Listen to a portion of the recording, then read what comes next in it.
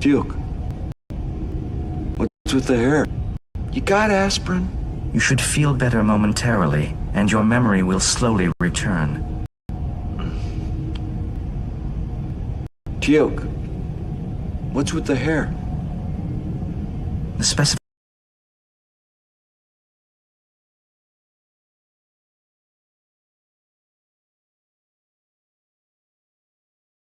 Question. What kind of bear is best? That's a ridiculous question. False. Black bear. Fact. Bears eat beets. Bears. Beets. Battle Galactic. Bears do not...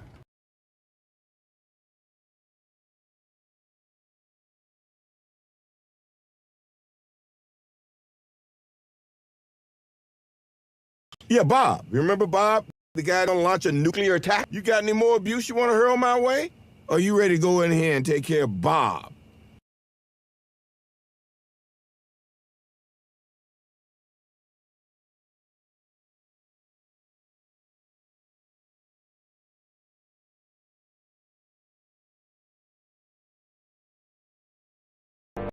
What do you propose, Bob?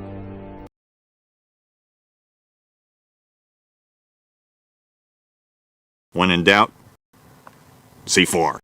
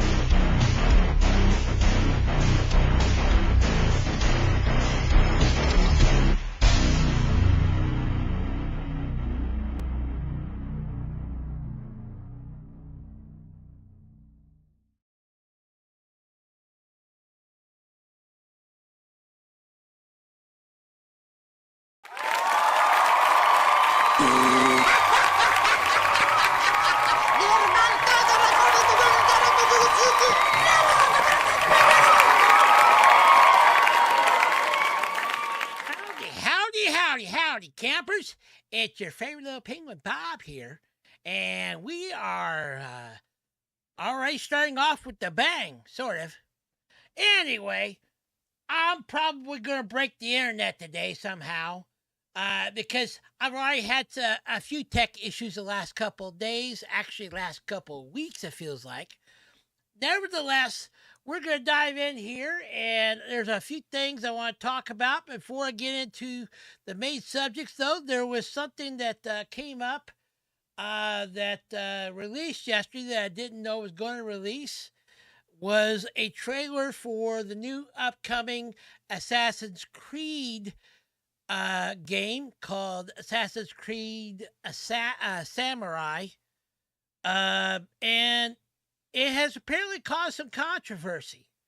So I just decided to throw this in here and talk a little bit about it because there's some things about it that bug me. Shocker. The penguin upset and bugged. Right. Like that doesn't ever happen. Sure. Okay, well, anyway, let me switch over here to it.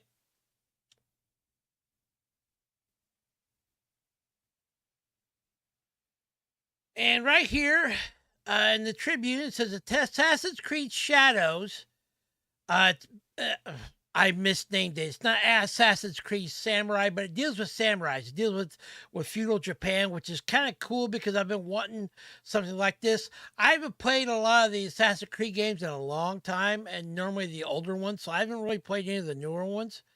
And this one's already in classical, good old woke fashion, and DEI, Ubisoft, who made this game, has decided at the last minute to change the way the game originally was going to come out. Because originally the game was going to be based off of some Shaolin monk or something like that that turned into a samurai. But instead they decided to base it off of a historical figure that, of course, is African American or of color. Which makes no sense. Because, Bob, are you saying that you want all the Assassin's Creed guys to be white? No. This is a Japanese game. He needs to be of Asian persuasion. He needs to be Japanese. The main character does. Not a guy from Africa.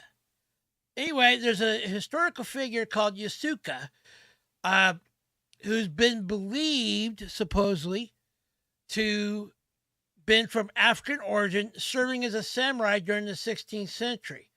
Now, here's what's funny, though, is apparently in the last day since this came out, people have tried to go over and kind of rewrite history on Wikipedia. Apparently, they put it back to the way it was now, but right over here on Wikipedia, it talks about who a Yasuka is. Is likely a man of African origin. That I'm not disputing. But the part I'm disputing here is that they claim that he was a samurai. And actually where does it say that?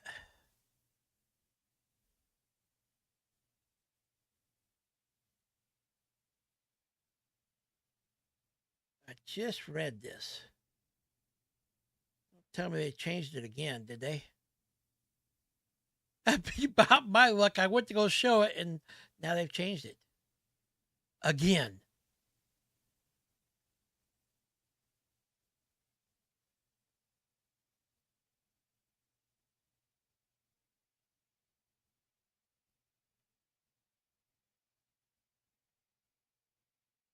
Yeah, sure enough. Seriously? They just updated this a second time. Or am I missing it?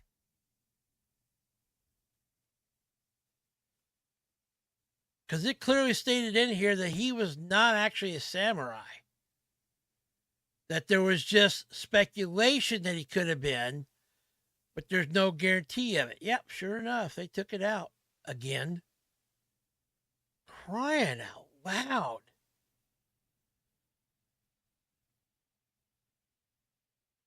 He was pretty much, okay, right here, they did leave this part in here. He was not really a samurai, so to speak. He was actually the guy, kind of like if he was in medieval knight periods, he would be considered a squire. He was a guy that carried the samurai sword. He was it depicts a dark-skinned man wrestling a Japanese man in the presence of a noble samurai. Yasuki was, not, I have nothing wrong with Yasuki. I think he's a cool character, from historical things. But the fact that bothers me about this is they didn't do this to try to enhance the game. They're doing this, as we all know, once again, to push their agenda, their narrative of diversity and inclusion, and this notion of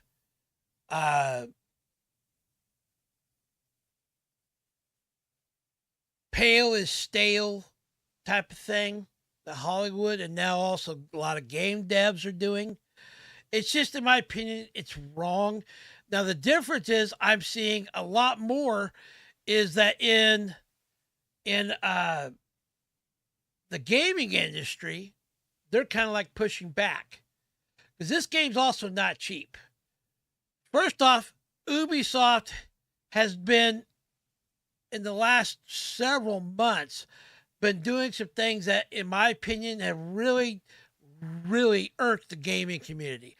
Like, for example, coming out saying that we don't really own any of the games we bought from them, and that they could take them away at any moment if they wanted to. Now, granted, I guess technically with a digital game, you're really only kind of renting it, even with on Steam and so forth.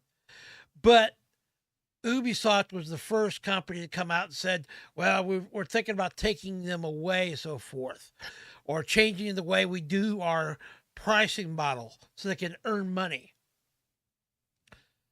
Earn more money, that is.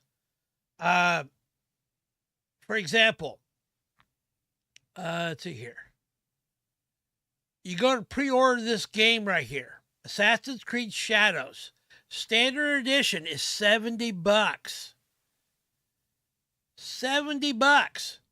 And of course, they got 3 editions. You could also pay for like Ubisoft Plus, which is like the equivalent to like Xbox service or PlayStation service. Except for it's Ubisoft's $18 a month, and you get it plus 100 different games. But supposedly that people that purchase the standard edition of this game, there will be certain missions and so forth that they have behind a paywall now, that you'll have to buy either the gold or even the ultimate edition in order to even play those particular side quests or things like that. Like Star Wars Outlaws, which will be coming out pretty soon, has done that with the Jabba the Hutt side quest mission. They've made it to where you have to buy the ultimate edition of the game in order to actually get access to that particular DLC. Well, it's actually technically not even a DLC. It's just a side quest of doing something for Jabba the Hutt in the game. It's just another way for this industry in this great Bidenomics culture we're in right now to charge us more for things, to nickel and dime us. I could see doing like what most games do, that they, charge extra for cosmetics and things like that. But now going as far as to start charging to even play the game or to play parts of the game. Oh, and the other thing is, in order to even install this, you do have to have, of course, a Ubisoft account, but you also have to be connected to the internet. So you can't disconnect from the internet at any given point. If you do, you won't be able to continue to play the game. I am really getting tired of a lot of these games being the service type games, to where you have to be connected to the server, because predominantly, at least I've been seeing the last couple of years, that these development companies, especially AAA games, that coming from an IT standpoint, they aren't prepared for the amount of people that might want to play the game. A perfect example of that was the Star Wars classic Battlefront that got re-released, and they didn't have but only 3 servers up and running in America. And you couldn't connect to the servers. You had a wait time. And when you did connect, a lot of times you get disconnected. That was on the launch day.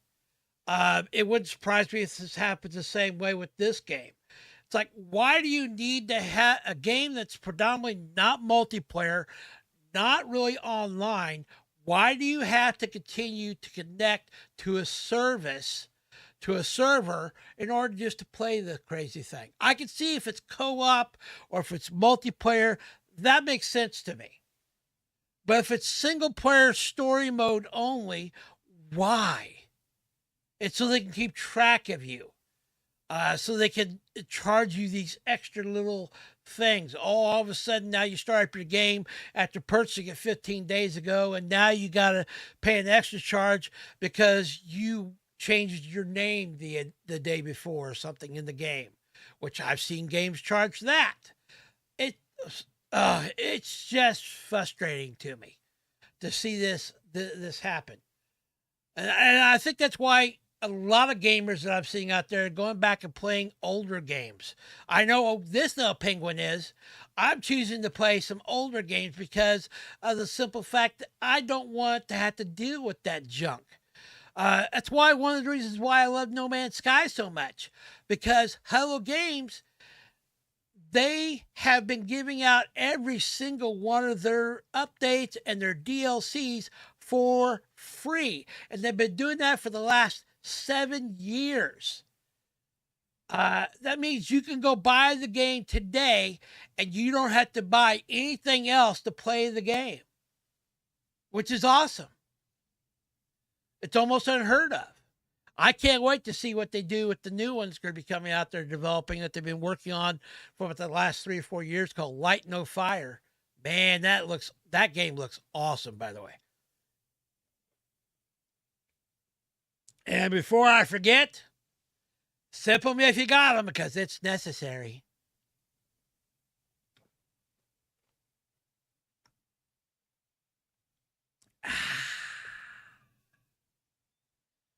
Okay.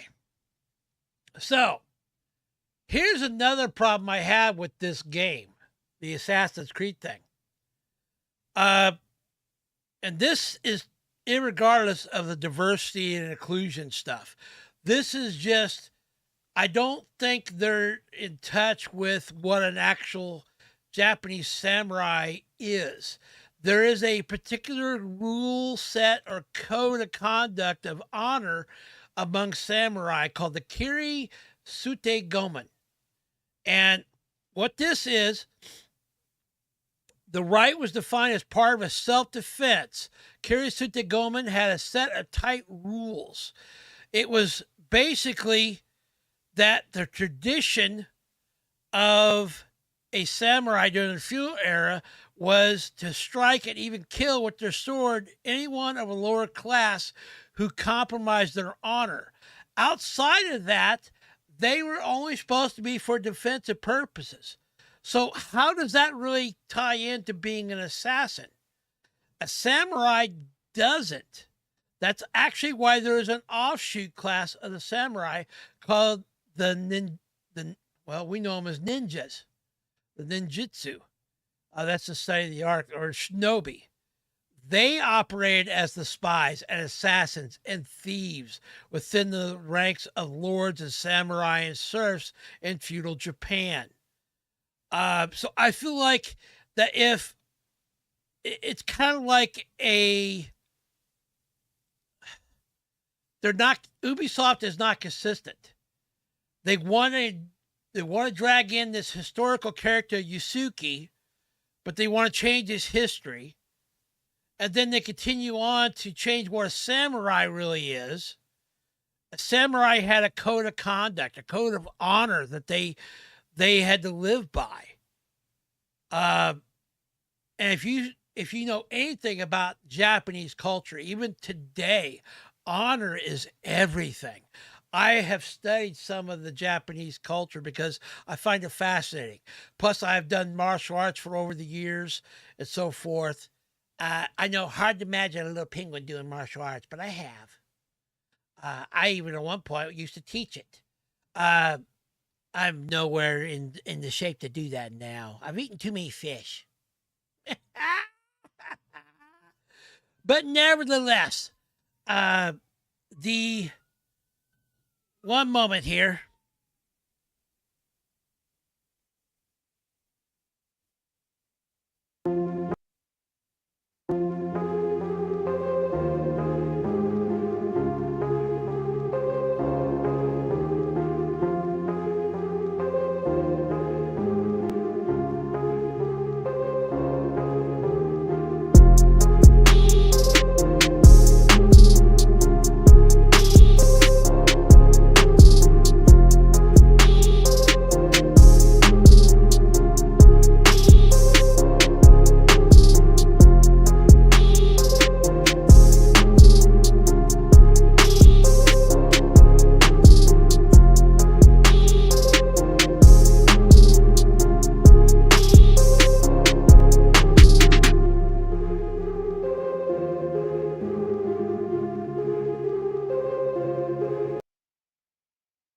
Okay. I was having technical difficulties again. Okay. I think we are finally got it straightened out, hopefully, maybe. Who knows? Anyway, I just feel like that Ubisoft with this game, now granted, some people go, well, it's just a video game and you don't have to worry about it being accurate. But the problem is they're trying to push this narrative, that this is a historically based game because they chose this historical character, Yusuke, to be in the game, a samurai of color, and changing, which he wasn't a samurai, and to change his historical background, then also to change, the fact that now they're claiming samurai are actually assassins. And yes, maybe some samurai were assassins, but they were not called samurai. When they took on when they donned the thing of being an assassin, they were a ninja or a shinobi. They dressed the part. They didn't dress in samurai gear. It was not something that it's not something they flaunted. I mean, because part of the thing of a samurai, or not samurai, but a ninja assassin's ability was to blend in, to be invisible. It was part of what they did. So to go out and actually show off, I'm a samurai, I'm going to be an assassin. Now, I don't know what the game maybe be like. Maybe you do turn, put on ninja clothes. I don't know when you actually go to do that part. But nevertheless, all this just kind of bugged me about this. And it just says right here in this game, Ubisoft's upcoming installment in the Assassin's Creed series, previously known under the codename Red, now officially titled Shadows, has generated considerable interest and discussion among gamers. It says right here, they're pushing this narrative as always. Like I said, what is going on?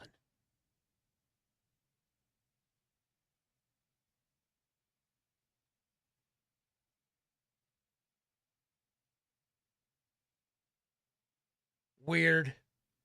I'm having technical difficulties today.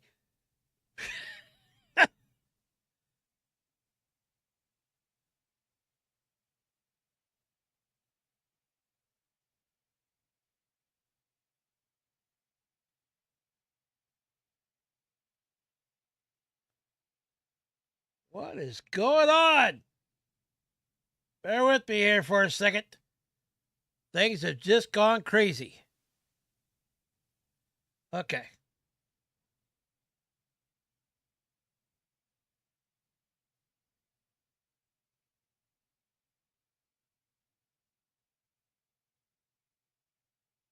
There we go. Okay.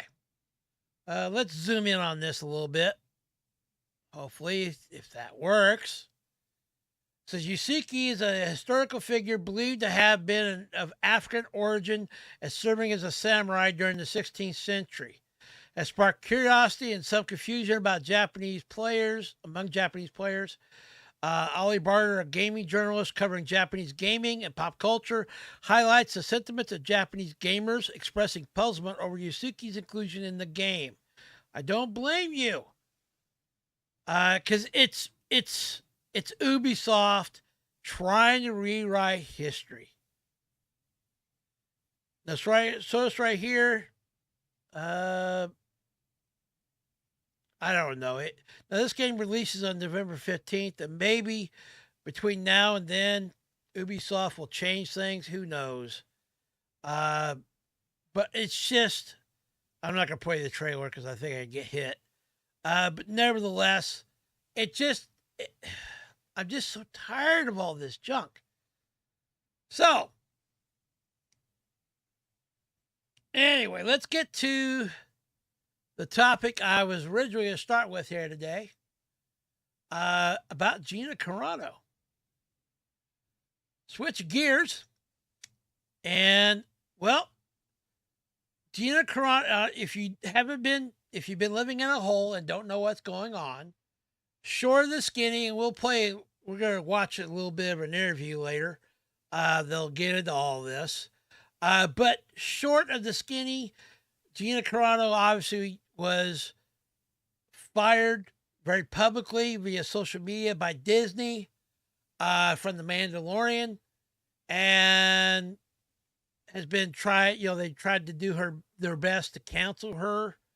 Elon Musk noticed this, and he offered his services to file a lawsuit on her behalf, to basically take Disney to court for this. Well, Disney finally decided to respond, claiming that the lawsuit should be dismissed because of the same things that the original lawsuit is claiming, about that they were trying to squelch her First Amendment rights of freedom of speech. Well, here is Gina Carano's response to this. On Deadline, Gina Carano officially rejects Disney's desire to dismiss her discrimination suit, counters Mouse's House carte blanche authority to fire her. Exactly. And let me zoom in a little bit more on this so you can see this a little bit better. There we go. A month after Disney and Lucasfilm filed paperwork to have Gina Carano's wrongful discharge and potato discrimination, my profanity filter is catching things, suit tossed out, the fired Mandalorian star has kicked back to keep her Elon Musk supported legal action off the mat. After admitting that they discriminated against Carano for her personal political beliefs and subjected her to disparate treatment from her similarly situated male co-stars, the Walt Disney Company and Huckleberry Industries assert the First Amendment of the U.S. Constitution gives them absolute immunity, which I think is hilarious in the first place. Tugging the Constitution out of the Mouse's House hands, the reply adds neither the First Amendment itself nor the few cases applying the First Amendment in context of casting give employers the right to control or punish personal speeches of employees. None of Carano's comments reference defendants, Star Wars, or The Mandalorian. They had nothing to do anything to do with defendants. Boy, I can't read today. Let's pause for a second, take another sip of iced coffee. Maybe I need more iced coffee in my life. Just gotta stay hydrated, you know.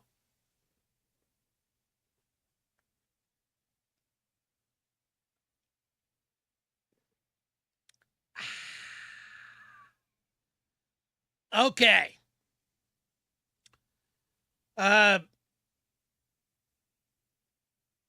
Carano's claims do not seek to impose any message on defendants or to change defendants' speech in any fashion. Yeah, she didn't go after Disney about this. Her responses were about what her thoughts were, what the current culture is going on. Defendant's motion to dismiss should be denied, Carano's team states, noting the First Amendment does not give defendants the carte blanche authority to terminate Carano for expressing her personal beliefs.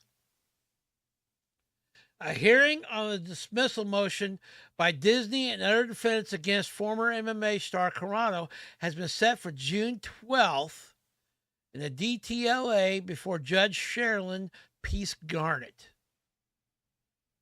Just a touch under 3 years after Carano was pink-slipped by Disney and didn't see her Mandalorian contract renewed for what Lucasfilm said were her social media posts denigrating people based on their culture and religious identities. The actress who played bounty hunter Cara Dune, we love Cara Dune, hashtag, for 2 seasons on the series sued the once again Bob Iger-run entertainment giant. On that note, Carano and Disney do agree that the straw that seemingly broke the mouse's house back was when the actress shared a TikTok post in 2021 that looked, and we've talked about this before on our channel. I've even shown this stuff, gone through the actual legal document about her personal beliefs, which I didn't see necessarily anything wrong with what she posted, considering what Pedro Pascal and Mark Hamill both posted, which was way worse, calling everybody who is a Trump, comparing anybody siding with Trump, comparing them to what Nazi Germany's like. As always in these things, there are some accompanying sparing on social media. Last month,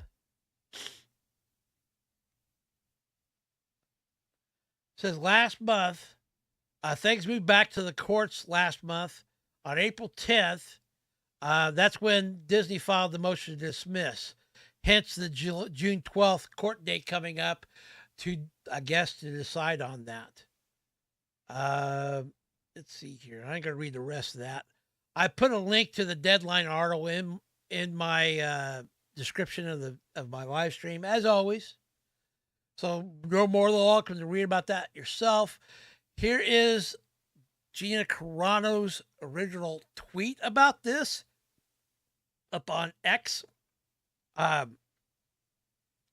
She says, "We filed our response to Disney's attempt to dismiss my complaint.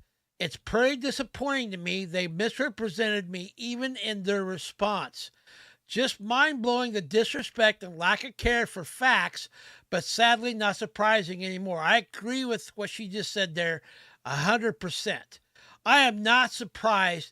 Disney seems to not have a clue. It's like the mouse is living in their own little world.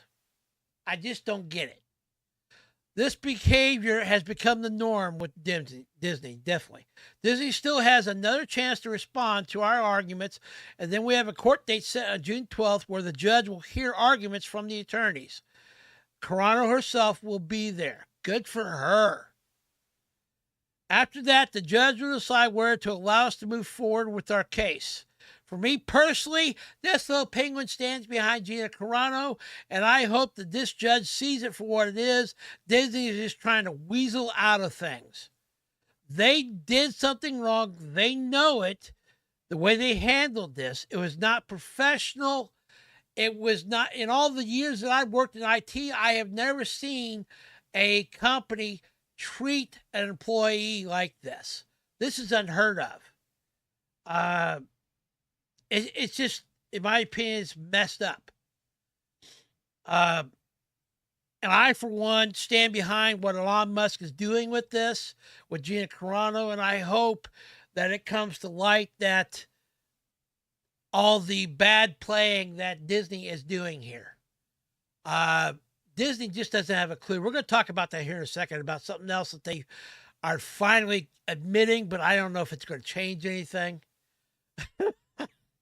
Anyway, We believe strongly, Carano continues on, we believe strongly there are no grounds for dismissal, and I should be allowed to proceed and state my case in the court of law, which I 100% agree with.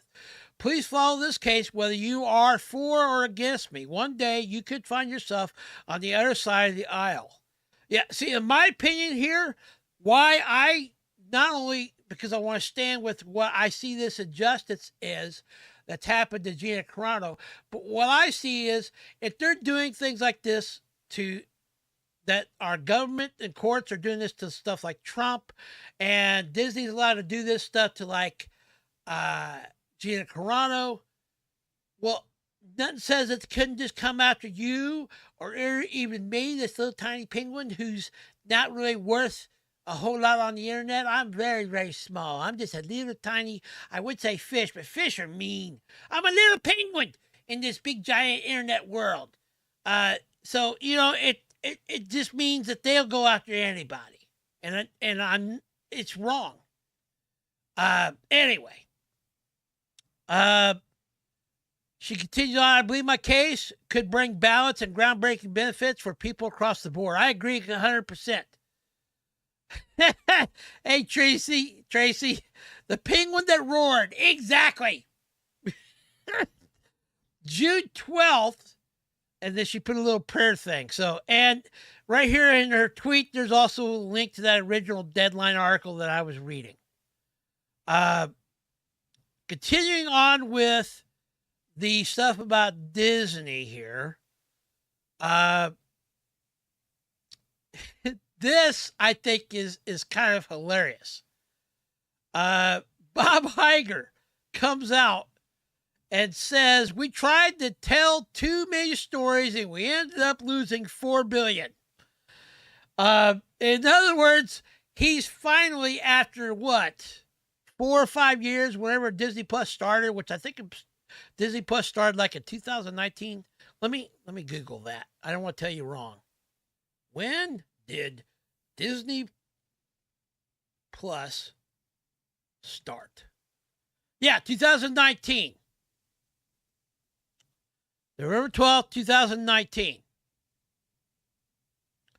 So, short of the skinny here is, it's taking them 5 years to acknowledge that, well, maybe we overproduced all these shows, spent a lot of money on everything, and not getting hardly any return for it, and we're just kind of throwing away our money.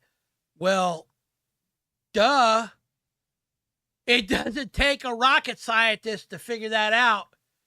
Hello? If you keep spending money you don't have, and you're spending it on something to try to make more money, and you're getting less money out than you're paying for, that's normally called going into the red or losing money. I don't know.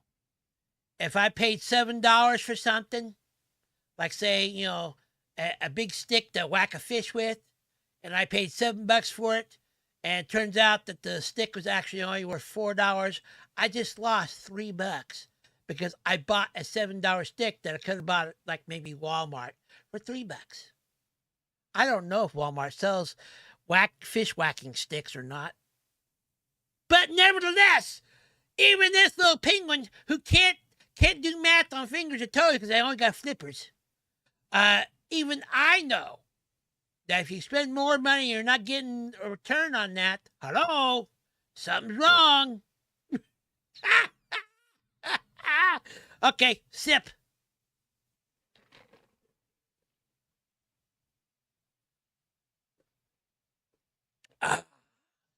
Oh yeah, baby. I like my iced coffee. All right, anyway.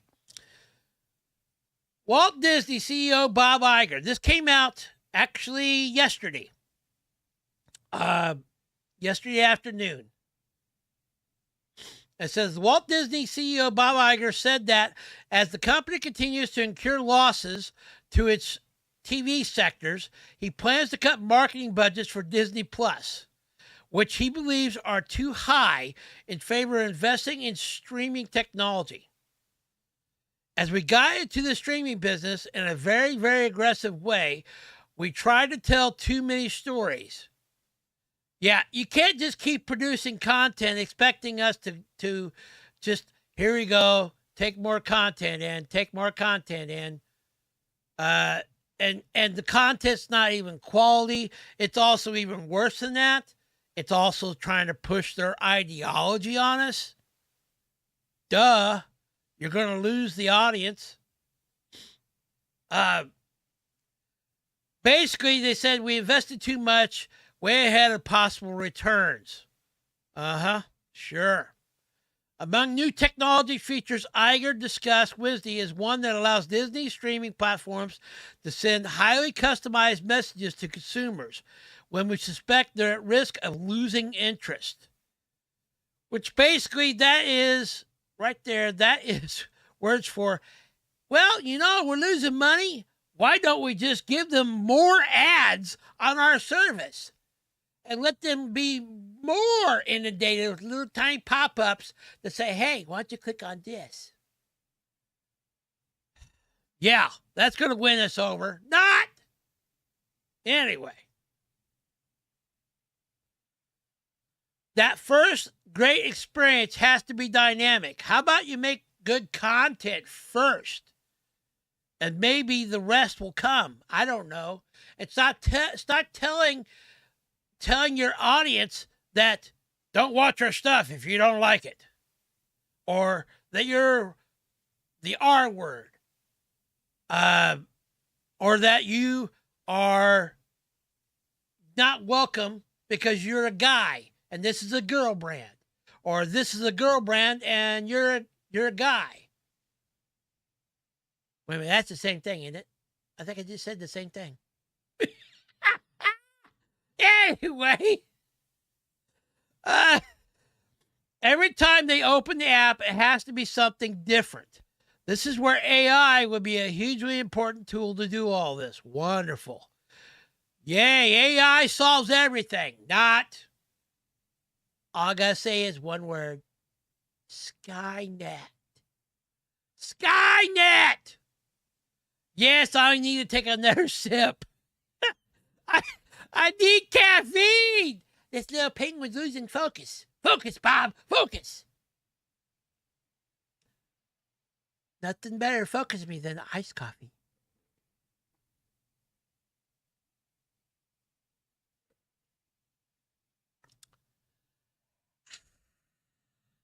Okay.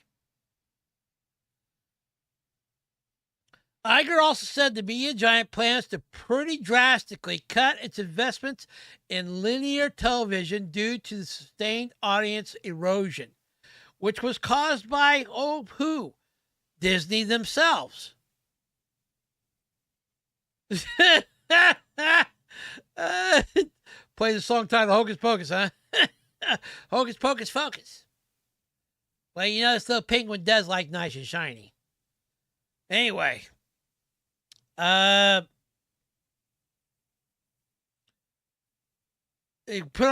put something on ABC, Grey's Anatomy, Abbott Elementary. It goes on Hulu pretty quick.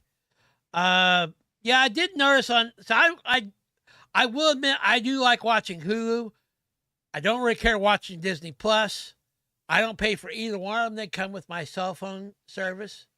But long before that, I had Hulu. I've had Hulu since back when it was just Hulu and Netflix were the only two streaming services out there.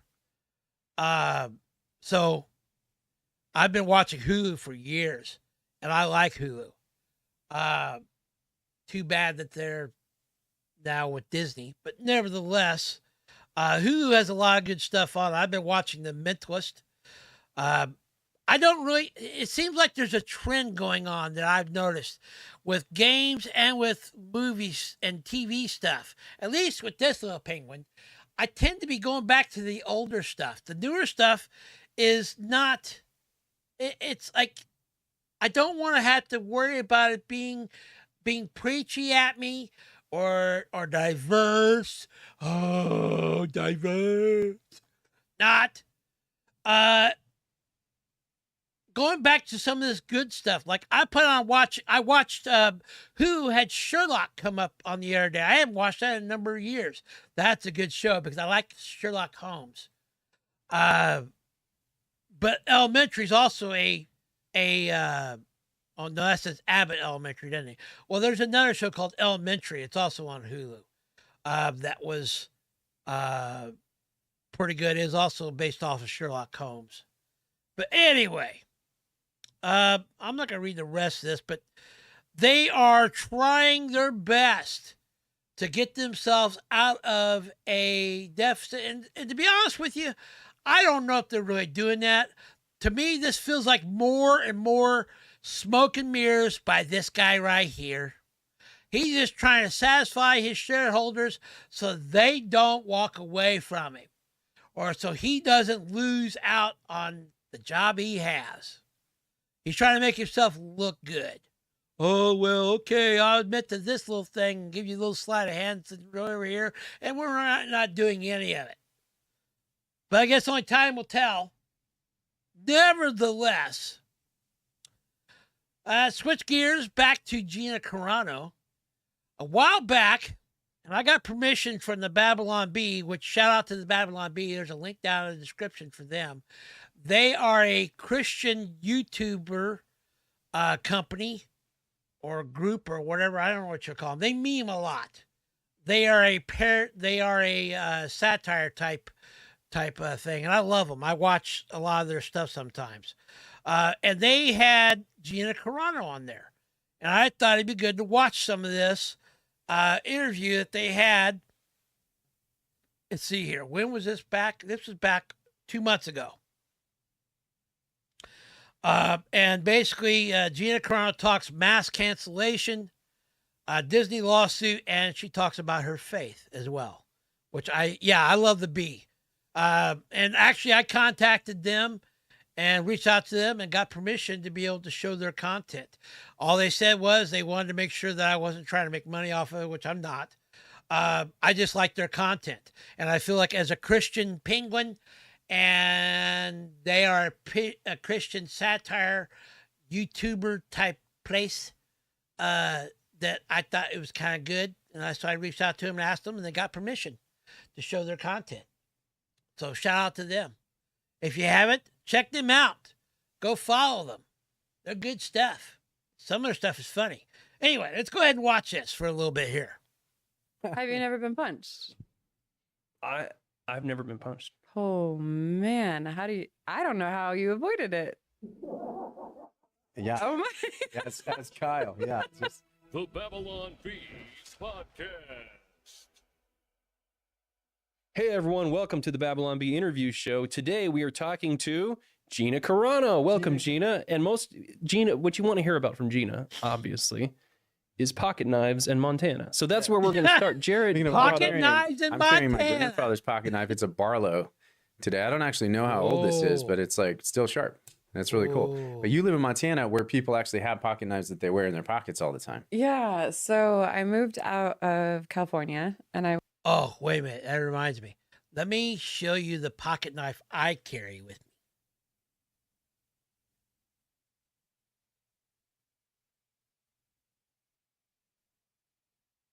This is the little pocket knife I carry.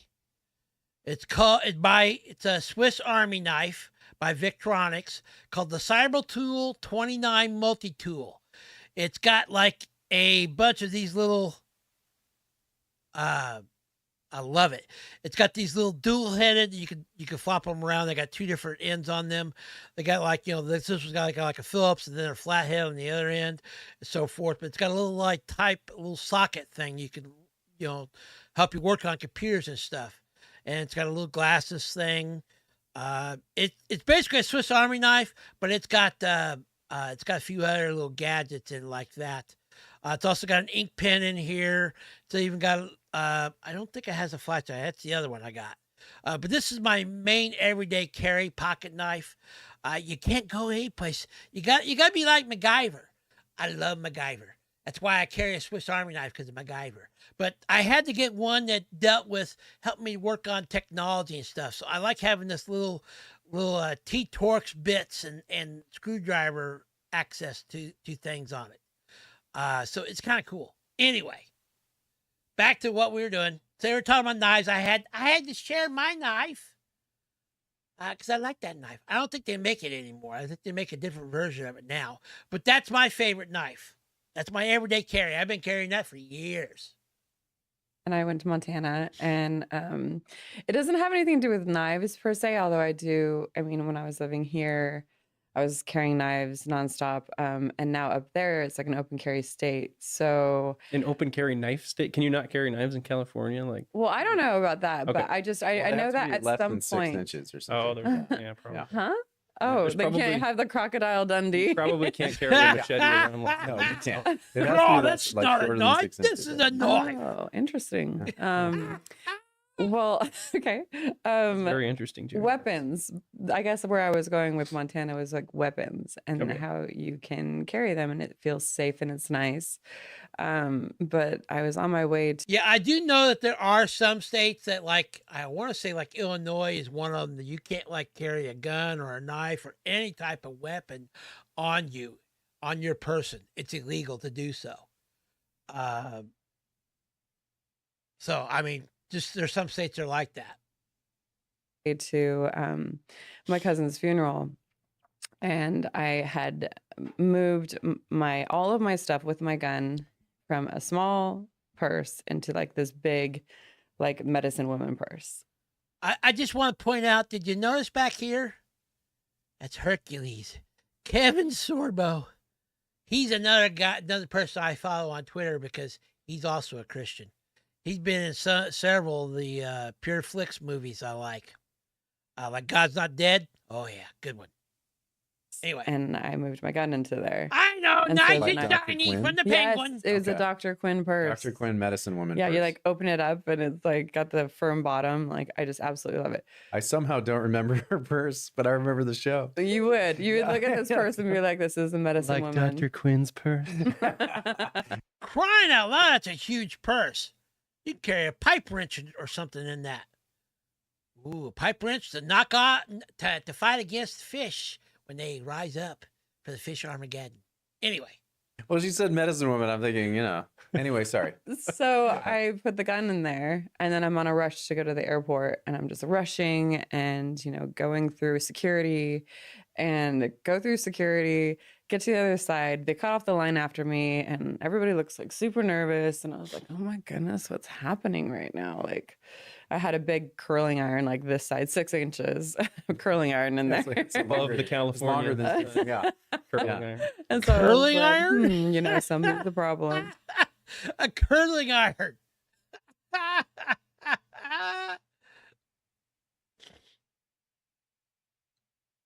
And then I was like, then I looked after me I and I did was the like, bigger. okay, so I might be the Okay. problem, but it's just a curling iron, people. And then like one of the ladies the security ladies went up to the other ladies and she was like this. And I was like, oh, I'm really the problem. I like almost yelled out. I was like, "Ah, I forgot it was in there." And I'm like, this looks even more guilty. Stop speaking. I'm like, I'm so sorry. And I was like, just stop. And I was like, oh, defeat.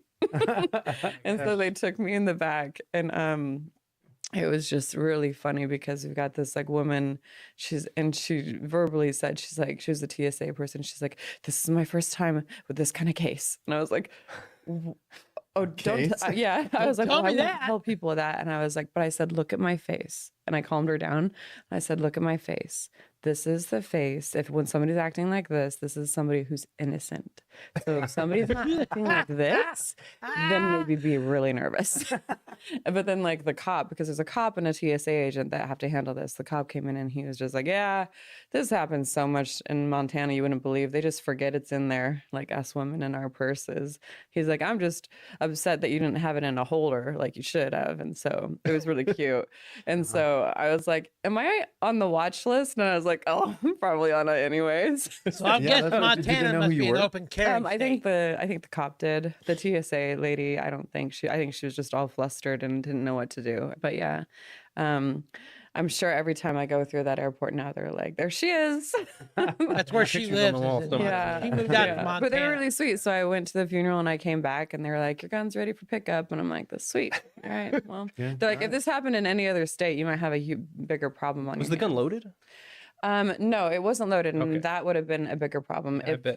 but it definitely had like, the bullets in the mag and like next to it. Yeah. So TSA considers that loaded, even if it's not in the Of course gun. they do. So it's just a really interesting thing. But the cop made sure to tell me, he was like, you actually haven't broken any laws. You've broken a contract with TSA. So there's going to be a big fine. And, but you actually haven't broken a law necessarily, which I found A big fine. Like, how Interesting. much is a big fine? 15 to 3,000. Yikes! It's a lot. That's more than the gun. It's a big mistake. Yeah. No, it wasn't more than a gun. Oh. but- Oh.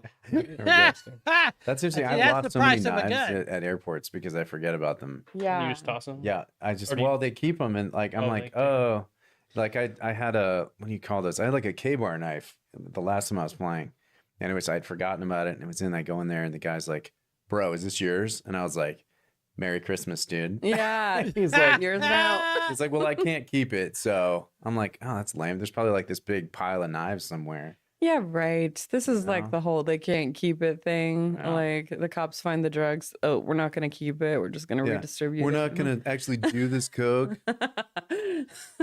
Sorry, cops. No, we didn't mean all cops.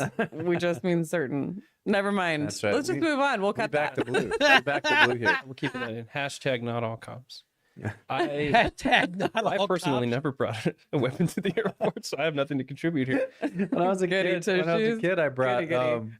I brought firecrackers, like black cats. Remember those when you were a kid? Through TSA. Through TSA, but it was back before all the Oh, stuff, before and it so you mattered, could yeah. just travel. I do know this much. You don't want to go and go through TSA even with a pair of nail clippers. Boy, they don't like that either. They got rules on how you had to go through there. And this is even before the summer of love. So Probably wasn't- Firecrackers, no big deal. Wasn't Yeah. TSA kind of a new thing? Like, were they even around then? Like in 2000, like Oh. before 2001. Yeah. Because isn't that when it was founded? I don't know. Okay, anyway, you guys aren't here. Very interesting. What is the stories. history? Yeah. It's kind of hard to believe that this is real life and not satire. Under New York law, social media networks must create a system for users to report online speech the state disfavors and endorse the state's mislabeling of some speech as hateful conduct. In other words, the First Amendment freedoms of satirical websites like the Babylon Bee hinge on whether they'll adopt and help enforce the state's ideology. But free Wow. speech shouldn't turn on whether the government has a sense of humor. exactly. It's clear government officials are trying to 100%. bypass the First Amendment to keep ideas they disagree with out of the marketplace. Join ADF Why it's as the they First stand with the bee Amendment. and others in defense It's of to free protect speech. our rights. Just $19 a month will fuel the stand to help protect our freedoms. Join adf.com/B and pledge your monthly gift of $19 or more to ADF. Together, we will boldly advance our I right always to let live and speak the their truth. Every gift helps. Go to their commercials and joinadf.com/B and stand for I free feel like speech that's with the your least I gift can do. If today. they're gonna let me use We're their just kidding, of course. You're not content, here to they hear can- about pocket knives. They can, go ahead and do their sponsored bit where we're in it, and I'll play it. In Montana. You were here because Gina Carano is known as Crush from American Gladiators. Oh, is that why I'm That's here? why everybody's Yeah. excited. You may know her. You I may know her remember as her Crush from from back American then. Gladiators. So how did you get into this? I mean, we're going back to the start here, but Yeah. MMA, Well, American yeah. Gladiators, all Yeah, that who was your Mr. Miyagi? Master Toddy. I actually had a Oh, Master okay. Toddy, which was so funny that you show up to mixed martial arts gym, having no idea about, any martial arts. And then all of a sudden they're like, okay, so this is Master Toddy. And I'm like, you want me to call him Master? You want me to call him Master? And then it Yeah. just becomes kind of like that environment of Master Toddy. And you swadika, you bow and learn their culture. And it's really a cool thing. So long I've story had a couple short, I got into senseis mixed over the martial arts years. because So. me and It's a sign of respect of your teacher. It's what it really is. my fiance now, who I've known for 22 years. He was my first love when I was 19. And by the time we hit 21, it was just a really bad environment that we were in. You know, a lot of drugs, a lot of alcohol, a lot of problems. And definitely we were not headed in the right direction. And then his dad actually told him at some point, if you put that 40-volt English down, which I don't know if you guys have ever had. Also, the link to this interview is, of course, down in the description. I am not going to play all of this. You can watch the rest of it if you want, but I am going to play quite a bit because I want to get to the part where she starts talking about her faith, and so forth. But I mean, I tried one like a year ago, and I was like, we used to drink to see how much we could drink of this. Like, you know, it's pretty aggressive. I would just give it a try just to kind of understand what. That's the recommendation. Just try it. Just give it. You have to try what, you know, when you hear these like 40-volt English stories, you have to understand how horrific it is. It is so awful. And we would just drink, you know, 1 or 1.5. I can only get to like 1.5 when I was in high school, but like people knew. I mean, that was like a lot. That's like a malt beverage or something, right? Yeah, Like but like the hardcore guys got it to 2. I mean, okay, I mean, I don't think I even could get. And then Let's to skip get through damaging, that. I guess. I don't need to hear Old English. about it. You would love to Bruce Lee and mixed martial arts, and so he started training. And I was just completely head over heels over him, so I started training, and then my life just kind of completely took a different turn. So, yeah. You just had a gift for it. It was just something. There's something natural about physical violence. It's such a strange thing. I mean, my family's not like shocked about that. Not that I was physically violent with my family, but I've always been an athlete. But like, you know what I think it was is gymnastics. So if you have kids, get them in gymnastics first before you get them into other sports. And you know, you just learn so much about your body. So you started with gymnastics and then moved in. Yeah, well, I started with dance, tap, jazz, and ballet. We'd like to see that. Mm. Can we do that now? You like to see that? You like the little dance routine? No, just tap. Just tap. Just tap. You know what? I think tap's gonna make a comeback. Yeah. I think tap is so cool. Tap? It is cool. I mean, I had a friend in high school that, I mean, this is a weird story, but he taught himself how to tap dance. He like was one of those gate kids, you know? Yeah. Gate kids. Gate kids. I heard what I heard. Yeah.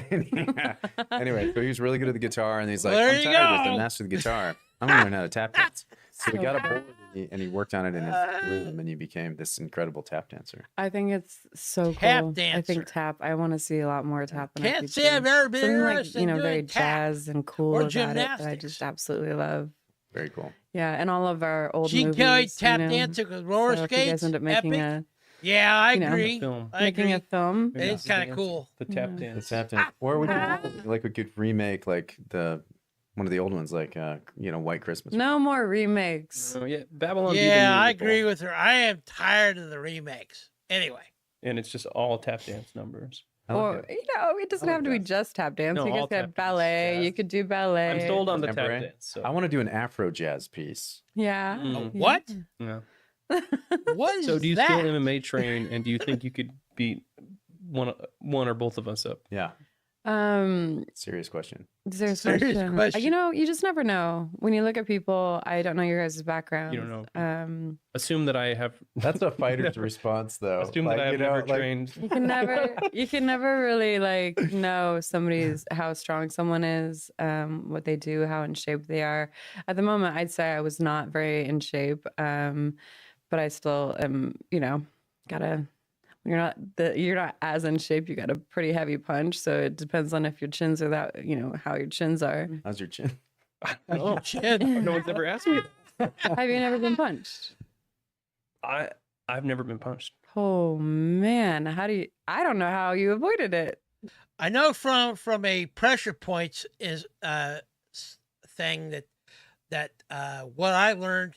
Reason why the chin is so important. There's about 5 pressure points right there. All you have to do is make contact with about 2 or 3 of them, and you'll knock somebody out. It just kind of it makes them instantly get lightheaded, and then they go unconscious. Yeah. Oh my. As Kyle. Yeah. Just being who you are. Just being because of the Babylon Bee, or do I look punchable? No, I mean, it's just I got punched so much in my life. I've gotten punched so much in my life, and I don't have like half the mouth on me, probably. Don't forget to step on me. You got him. No, I don't like insult people in person, just on the internet. Oh, it's just as the Babylon and Bee. I don't know how you've gotten this far. I've been punched so much. I have an excellent job. You do. So you can get punched and just throw some steak on it. Yeah, if it's Yeah. rocked me, it's been it was hard, and I've been punched by like where Professionals. where like they punch you and then your feet can't catch up with your head fast enough. Definitely like seen the bright light a bunch of times. We were watching some American Gladiators clips ahead of this. That is a weird And you kicked some experience. lady in I've the been face. there. It was a step. Well, she said it was a We're step. a lot It looked younger like- than Penguin. It looked like a painful. step. They told us That lady was so mad though. she was so upset. Oh my goodness. But it was the whole reason because she said kicks are illegal, and I was like, but it was a step, and there's a difference. Okay. And I So you defend that to stepped this day. She's like, I've been misunderstood she's for like, so long. You've obviously never been kicked. Now, would you still return to fighting to face Ronda Rousey? Oh, that was just like such the transition. I'm not any. And She's making fun of my interviewing skill oh no, I'm not. and saying that I'm super punchable. So this is going Is well. there? It's going I off the got punched a rails. couple times. I just want to. Oh, yeah, how is your That makes chin? Kyle. I mean, That was your it's a great question. I don't know if I have like a wide enough like study, pool for that. It's only been a few times, so I don't know. Well, okay, so what happened in the few times? Well, I got slugged by my best friend once, just like right here, True best friend. and that hurts. Style. It hurts. Right there hurts a lot. Mm. And then I got kicked in the head a few I feel like- times. just I feel by, like right there isn't the hurtful place. Yeah, that's not the most. Like right here, where's the most hurtful place? Well, this is where you're gonna get knocked out when you get your jaw rocked. The nose is a painful place. Mm-hmm. So speaking of chins, you previously said that you would return to fighting for a chance to face Ronda Rousey. Would you still do that? When did I say that? I don't know. Somebody looked it up on the internet. Oh, well, I Since wouldn't when? believe everything you read on the internet. It's an interesting thing. Like I'm not in anywhere close to fighting shape. What are you gonna do right now? The last 2 years of my life has been, or 3 years of my life has just been, I got dropped on my head basically, by the entertainment business, the Hollywood business. And, I thought my life was really picking up steam and Yeah, now she's getting ready to talk about everything she went through with the lawsuit and so forth, and the firing and everything. going in a certain direction. And then everybody that was supposed to be protecting me, most everyone, just dropped me on my head. And so then basically put my life in danger, without a doubt. Living in California, now the paparazzi know where I live. I've got stalkers showing up, and had to hire my own private security, and I just had to get out of California to just kind of Why she no longer lives in guess. California now. Restart. I thought so. Ben Everything that Shapiro happened. offered me the movie opportunity to go over there and work with them. I thought I'd be working with them longer, but we only did one movie, and it was just kind of do the movie I still and need done. to see that movie. So I thought I'd be in Nashville right now. Terror on the or Prairie. back then. But then we ended up doing the movie up in Montana. And then I just remember being up in Montana and looking around and just being like, okay, this is where I want to be, because I couldn't breathe during those years of chaos and Oh, I forgot. cancellation. That's why she moved up and, around there, because apparently being that's kinda, where like, stabbed they in the shot back parts bay. of the movie. It's up in Montana. Everyone, and Wide it was open very like, spaces. you'd like to think like, oh, and we tried to, and I tried to put out, I'm so strong, I'm trying to fight back, I'm punching back and all of that. But I knew deep down that this is, I'm a very sensitive person, and it's going to take some time to recover from this. And so I finally have my feet underneath me. I've got a home now. That took a while. And so now I think it's all about, my spirituality has grown in the last couple of years in ways that I just has been the biggest blessing. And then my mind is kind of like, because I think my spirituality has grown, my mind has become better and less sick. And so now it's just about translating that all over into my body. So to answer your question, who knows what I'll be able to do with my body once I get it healthy. Okay. Yeah. She's not wrong because, I mean, I've learned over the years that mental and physical and emotional and spiritual, all that stuff's tied together. And it really is. The Bible is very clear about talking about things like that even. And I think that's why, for example, I've been doing this 40 days of Bible reading thing, which, speaking of which, link is right down in the description about all that.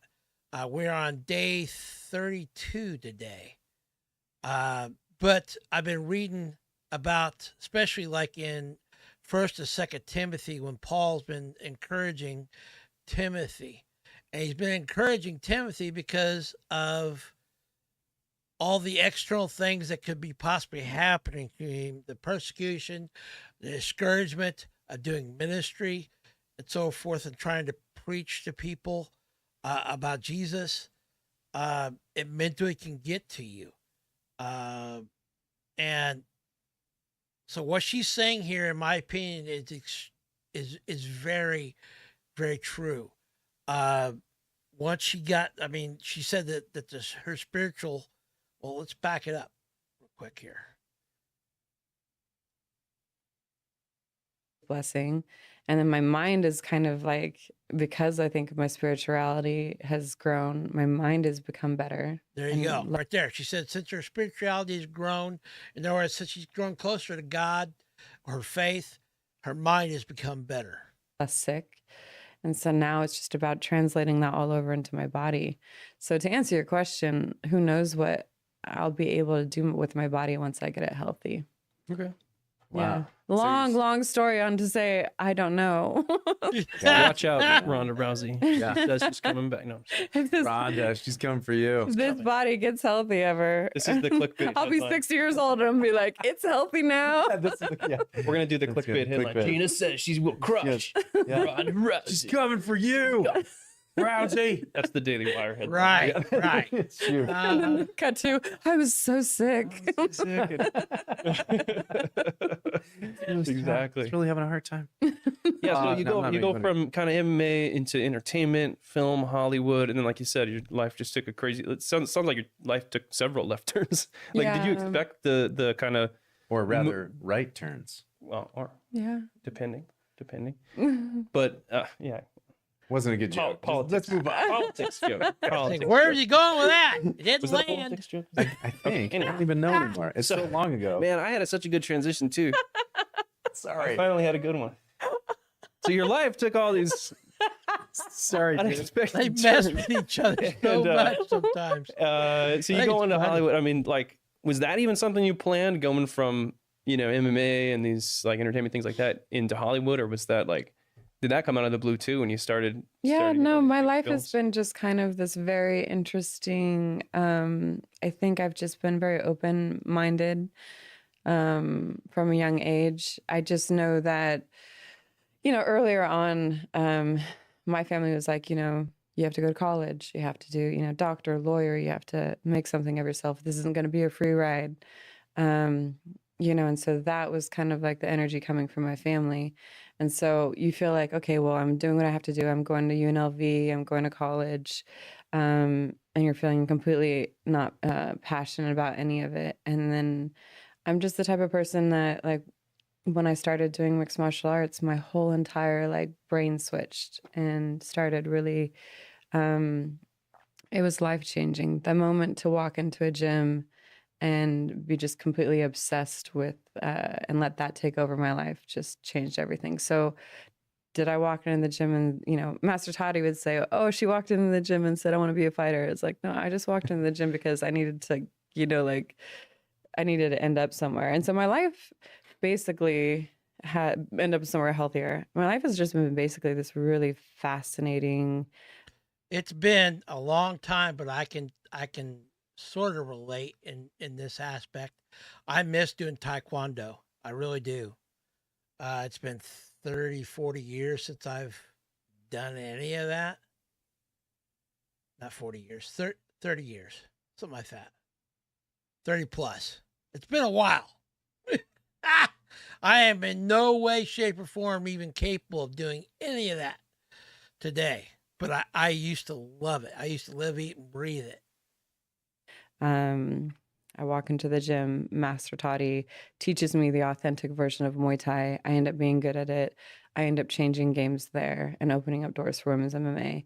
Then I lose a fight, and while I was losing that fight, Steven Soderbergh, director, very well-known director, is watching that fight with his wife, and his wife is like, why don't you put her in a film?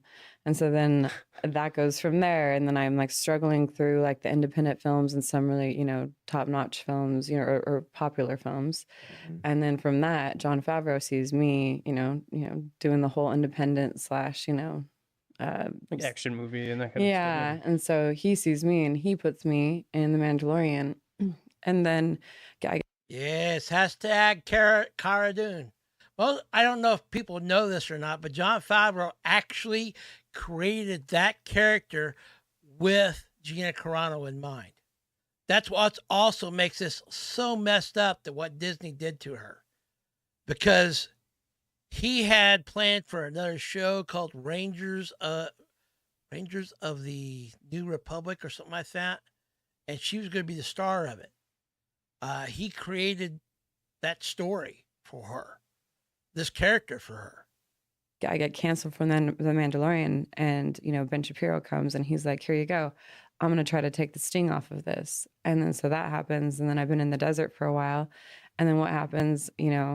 Elon Musk comes, and here he is. He's like, I'm going to, help you fight this battle. And it's just been nothing on earth that I could ever plan. But I mean, I feel like God has just kind of like put me in this very unique existence of situations like that don't seem to normally happen to people. So you talk about God a little bit. You've said it a couple of times. Yeah. So what your spiritual journey and stuff, what does that look like for you now? Like what's your relationship with God? It's great. Here we go. Blasted closed captioning. It's not a relationship with guns, it's revelation with God. Anyway. It's great. No, it was I grew up a Christian, but I guess I just kind of didn't, in the last 3 years, that's just grown in a way that, I don't know what kind of Christian I was before, but I really feel that every single day. Like if I don't read something in the morning to set me off on the right path, then I feel like I just get bumps and bruises all day long, and I'm like off. And so that's the power of God's word, baby. New, oh yeah. And I am really grateful. I feel like, God's really kind of used my life to possibly take the sting off of a very painful time that we've all been through in the last 4 years, and that people out there through my life, didn't feel so alone in what they were going through. And I think when it comes down to that, then it's been all worth it. Yeah, but I'm by no means this perfect, I'm such a flawed, ridiculous human. I am constantly making mistakes. Don't worry about it. I'm a and, flawed penguin. But You I'm sound like a Christian. but I am Yeah, trying exactly. to take more notice of it, and I never tried before. I always thought, I'm just living, and now I'm like, okay, I'm thinking about things That's deeper why than we I ever need did. God. And yeah, that's He's where a I'm God at of now, grace. and it really feels good. It's really cool. Yeah, it's awesome. So you guys do all this fun stuff. You got to do Extraction, Deadpool, Fast and Furious Part 7 through 20. 20 or whatever. Yeah. Were you two? You were two of them? No, just one. Just the one? I was in Fast and the Furious. Six. Yeah. Yeah, you were in the video game. She was in the video game. She was in the video game? One of them. There was or a something. video game? Wasn't there something? It was one of your other credits, right? Wasn't it? Oh, no. I'm sure I've been in plenty of video games and I just don't know it and never got paid for it. Well, I admit the first time I saw you was in Command and Conquer Red Alert 3, and you played yeah. Natasha and the And Russian I remember soldier. this. I remember Was this. this the I highlight remember of your career? Command and Conquer. Yeah. There's a Back lot in of the fans DOS of that. days. That was a one-day show. That's her. Until I saw this interview, though, I never connected the dots that was Gina Carano. I just remember her being in the game. Cute that they had me come in and they're like, just a whirlwind. They're like, you don't even know. they're like, I was like, don't make me say anything. They're like, you have to use a Russian accent, and I was like, here we go. I was like, it was actually just so. I felt like a funny. behind the scenes where you're like just standing in front of a green screen. It definitely looked like you're just like, I don't know what I'm doing. Yes, because like, did you even know what? I was fighting at that. I wasn't like an actress at that point. I think it was like you're fighting, yeah, right. Yeah, so it's interesting taking a fighter. Well, at least me. So maybe I think Conor McGregor might be a lot different, and it just depends on the fighter. But for me, very much so an introvert most of my life, and it was always like, do not show pain when you're in a fight. So I have, I believe, 14 wins, one draw, and one loss in Muay Thai, and then I have 7 wins, 1 loss in cage fighting. Wow. And so through She's been really successful, apparently. the whole time, about like 8 or 9 years that I'm fighting, you're taught not to show emotion or expression. Like, if you get a good leg kick, or if you get popped in the nose, or if you see stars for a second, you're not supposed to show that to the opponent. The tougher you act to that, which is sometimes like when you see, one of the fighters get knocked pretty good and they start laughing like crazy. It's because they're it's reverse psychology, trying to get back into this head. Like, you didn't get me. So mine was always like to, keep it, never let them know that you got hurt. And you kind of you have a great poker face. That is it when you're fighting. It's Oh, yeah, thank yeah, you. it's awesome. Yeah. I need to take notes for the first time I get punched. Yeah. As an actor, I want to take notes. Anyway, yeah. But then Kyle's translating like, that over to concerned you're gonna acting. get punched, huh? Do I have to show emotion now? Now they're like, like the stunt Well, guys that are could like, happen no, if you get we need involved to in go the through a fish whole Armageddon. course of you learning how to take these like pretend, punches and hits and like really overdoing that didn't it. hurt me at all. Because like I'm all like tight in here, and they're like, no, you gotta like, you gotta swing wide, you gotta kick wide. Yeah, you it's gotta a big do dramatic. Haymakers, Yeah, like it's- cross in the face. So it's definitely like a different. Oh, that's a so whole funny. different world. Yeah, and I was not, definitely a natural actor. I feel like I started really getting the hang of it in the Mandalorian seasons. I started to really like settle in to feeling like I'm taking myself seriously now, and I'm gonna be an actress. Yeah. Well, you were great in Mandalorian. Mandalorian was awesome. We all love it, Yeah. obviously. I mean, Love it. that was the thing as kids. You're like, it's big Star Wars fans as kids. It's like that is the thing we always wish they would make. Like, everybody wanted to know about the Mandalorians, and that was what we pretended to be on the playground in high school. When he says we, he means him. Well, I'm just talking for myself. I was always I never got. I was a Han Solo guy. I don't know. Oh, so you wanted to be the Mandalorian? You do. You want to be Boba Fett. He was the most popular. So all of that stuff. Boba Fett was- Well, I Head go to these name in fan Star expos, and I can't Wars. tell you how adorable and how much like these are the people that I absolutely love to like hug. I gotta be careful and not go on a rant again about Star Wars, because I miss it. I miss what Star Wars was. And to be honest with you, I did love Mandalorian season 1 and season 2. Don't care about 3, and I could really care less about pretty much anything they've released. I did like Andor, but Andor was kind of that's because it was more of a kind of like a head scratcher type Star Wars story. Plus, they didn't really use the volume. They actually used real sets, which is unusual. Anyway, hug and interact with, because it's so I personally sweet don't see that, her ever coming you know, back you to can, you know, to talk about the like role. these characters and these things that you're in your At least childhood. with the And you current can dress regime in up, and there's just no Disney, judgment at Fan I don't see Expos. this It's ever just so happening. much fun, and I never thought I would be like a Fan Expo. 1.5. The Boba Fett show was more than, yeah. The Boba Fett show, they really did him wrong. I even made back when Boba Fett came out, I made exactly one review on it, and I couldn't handle it anymore. It's actually not a live Penguin Thoughts episode, but it's actually a Penguin Thoughts video I made about it. And it just, they did him so wrong. Even later on, Tamora Morrison, the actor who played Boba Fett, he even went on the record finally and said that he felt like that he was done wrong as a character and so forth. And I think that's also why they brought in part of the Mandalorian in like episode 5, I think it was, of Boba Fett, because of the simple fact that the show was tanking. They know it. And they did this to kind of try to bring back the audience after episode 4. Just really, I don't know. It's just, Disney doesn't have a clue what they're doing. Shocker. Anyway. Expo person, and then I'm just like, the people there are the people that need the hugs the most, and they need the safe place the most. So I absolutely love, you know, I totally get that kind of mentality. That's cool. You're like ministering to the people there. It's like a great opportunity for me. I get to hug them. It's a ministry for you. I just get to hug them. I have mothers come up to me and cry. I have people with like social anxiety. I have people with like health problems.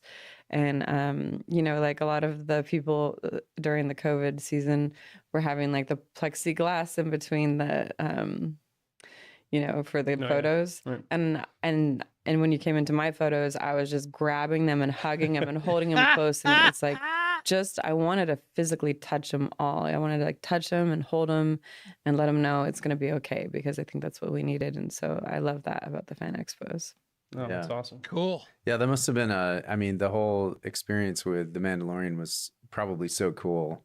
And it was probably such a bummer when everything went down. It was the highlight. It was the highlight of my career to go into Manhattan Beach Studios. And it was about 12 minutes door to door from where I lived at the time. Oh, man. And 12 minutes so away. Cool. Like, wow. To enter this world, and it was really like a galaxy. And you know, I never had any problems with people on set or any directors or any cast members. You know, I was the person that would like go to Manhattan Beach Meats. I don't know if you guys have ever been there, but they had the most amazing beef jerky. And so one time with like the special effects people, I'm like, we're going to have a beef jerky off, and I'm going to bring you the best beef jerky I've ever had. And so like, they're like, all right, you know, it's all a big competition. We like, you know, have, and I think I won that one because I was like taking it back around and everybody's having beef jerky. Cut to COVID because of the beef jerky. No, I'm just kidding. Yeah, you spread it. You started it. But no, I just had such a wonderful time. Jon Favreau is just one of the most incredible men in this business and on planet Earth. Jon Favreau is such an incredible man. And I had such a it's just like he was capable of, like, you know, to each different actor, he was capable of like giving you a diamond of a character and making you hold this diamond that you felt so special and wanted to do so much honor to this character. I've never wanted to do more honor to a character. Hashtag and Cara because of his belief in his words, I was able to hold that and do very well with it. And so I finally got my feet underneath me with the acting thing. It does make a humongous difference when you have a good director. Oh, it's like the absolutely. It's like it's night and day. Yeah. And you also got to spend a couple years with one character too. So that must have been awesome. This is what kills me about all this is Jon Favreau. Well, he was responsible for Iron Man. He was responsible for starting off the MCU and then bringing in the Mandalorian. That's why I said I liked season 1 and season 2 of the Mandalorian, because he was kind of the creative decision and direction of the show. And then that kind of got taken away after, you know, he did that surprise thing with Luke coming back and so forth. And then with also them canceling and firing Gina Carano. It just, this is what convinces me more and more. Disney doesn't care. They don't have a clue. They don't care about fans or the audience. All they care about is that they think their stuff don't stink, and that you need to buy into their knowledge, their ideology, and all this junk. And it just frustrates me because I liked Cara Dune as a character. I was looking forward to the Rangers of the New Republic show. And now that probably will never, ever happen. It's sad. And I wouldn't be surprised if they eventually run off Favreau and he gets fed up and tired of it. Because as much as I like the Clone Wars animated series by Filoni, George Lucas was involved in that. I can't say, in my 2 cents worth as this little penguin, that Dave Filoni should be the guy in charge. I don't think so. I think Favreau is more of a Star Wars fan than Filoni is. Actually, Filoni, I believe, is a Star Wars fan, but the problem is he also wants to kiss the hands that lord over him, be it Potato Kennedy and Bob Iger and all them. And Favreau is actually about the vision of trying to make good Star Wars content, I think. Anyway. Oh, it just frustrates me. You didn't feel that way about Natasha in Red Alert 3 as much. They're handing you this diamond. I feel like Commander Carter, Red Alert 3. She just had a big gun. That was her diamond. That was the character. Cara Dune had a diamond and a gun. Yes. Yeah. What motivates Natasha? Do honor to She this has gun. big gun. She has big gun. big gun. For some reason, they're always giving me big guns. Everybody's always just passing me big guns. It's pretty cool. And then you bring them to the airport. Yeah, and then Imagine that you just want to express what you believe. Now, imagine having to spend more than a decade in court just to do that. That's what's still happening to Colorado cake artist Jack Phillips. He's been relentlessly harassed by the state of Colorado and an activist because of his beliefs. But our friends at Alliance Defending Freedom are standing by his side, and they need your help. Join with ADF and be a champion for freedom. ADF is on the front lines defending Americans like Jack in court, free of charge, when their First Amendment freedoms are on the line. And for just $19 a month, you can stand with people like Jack too. So visit joinadf.com/B and pledge your monthly gift of $19 or more to ADF. ADF is committed to the long game of protecting freedoms now and for generations to come. Ubisoft Plus. And I am too, because it's really important. Go join adf.com/B and be a champion for freedom with your monthly gift or any amount of gift today. So were you a big Star Wars fan, or is this something that you were kind of like diving into and figuring out the universe? Diving into and figuring out the universe. I was very much so just clueless. All these nerds and these weird characters. No, and please, I'm I don't say nerds in an insulting way. Okay? I'm like, I was one of them. I wish I was more of a nerd. I think I'm actually a dork more. More of a dork than yeah, nerd, which I feel like the I'm a nerds are like the geek. intelligent ones. I feel like more like dorky. But no, I wasn't a Star Wars fan. I didn't know. I just know that I'd gone to the movies and came out feeling good. Yeah. And what a cool world that you get to walk into a theater. I love Star Wars in theaters. Yeah. And you just get to walk in and disappear and come out and feel good. But Kevin, he's more of a critic, so he would be like, walk in and he'd come out and kind of be like grumbling. I'm like, Kevin, what are you grumbling about? Like, what is your problem? That's the nerds. So Kevin's more of the nerd. He'd be like, I've done that. just, like the original 3, and it's hard to explain it to you. And I was like, original okay, trilogy. well, calm down. I mean, it was, do you feel good? And he's like, yeah, because I'm with you. And I'm like, oh. Princess Leia couldn't have survived in space. So no one hates Star Wars like Star Wars fans. there is quite the Star Wars fans are probably, I think, one of the most intense fan groups in the world, which is how I feel like I ended up. That's why I feel like it's so bad that where I'm at. that Disney has done what they I was did. in between. Well, you guys can all tell from this interview, Gina's very mean. She's very abrasive and aggressive. Right, yeah. And you can tell why Disney let her go, you know. Yeah, it seems like such a contradiction in terms. so weird, I feel like you're such a sweet person, but Oh. you could probably kick someone's butt. Like, and also, It's also everyone's mad at you. So it's so strange. So- It's been a strange existence, I'd say. You know, like I don't understand why I am the way I am. It is you like know? bizarre world in some ways. It is. like It's just so weird. Let's all- go. Let's go after this lady. like of all the Yeah. jerks you meet in Hollywood. Yeah. This is the Of all the idiots. This is right. the face. I'm the one. I guess. Well, I think It it, don't make kind of any shows sense you to like me either. who these people are really, though, because If that's- the yeah, people that are coming right. after Gina, Mm. you know, the I don't want to throw people under the bus for your sake, because we've talked about certain people that are producers over there that are ruining the franchise and that kind of stuff. But those people are these DEI ideologues, you know, Yeah. like you talk about Star Wars fans. Here we but then go. there's like the Wokies, and that's a whole other cult. The Wookiees? The Wokies, Or the not the Wokies. Wookiees, the Wokies. Not They the should have, like, Wookiees, a but the whole Wokies. character. The Wookiees, Do you know what Wookiees are in Star Wars? Well, actually, yes. I thought that that's what I was gonna get. So I was the You were gonna first. get a I was Wookiee yeah. role. So I thought when Jon Favreau had me into the office, he's like, "Do you know why you're here?" Nobody, my agent, my manager at the time, didn't know why I was there, and I was like, "Okay, so just I'm a big fan of Jon Favreau." And so I brought him a bottle of wine. I'm like, "Hey, I'm a big fan." He's like, "Well, let me tell you why you're here." And he said, "We're doing this Star Wars." Show called The Mandalorian, and I didn't know what a Mandalorian was. And so my mind just immediately during that just starts racing, like, okay, who, like, what?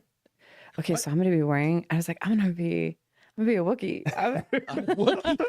Wait, thought she was no. gonna be a Wookiee. What's the ones, the furry ones? Yeah, the That's the yeah, the Wookiees. Wookiees. Yeah. Yes. So I thought, oh my gosh, they're gonna have me be this like female Wookiee, and I'm gonna have like a helmet, and I'm gonna have like all all the fur and everything.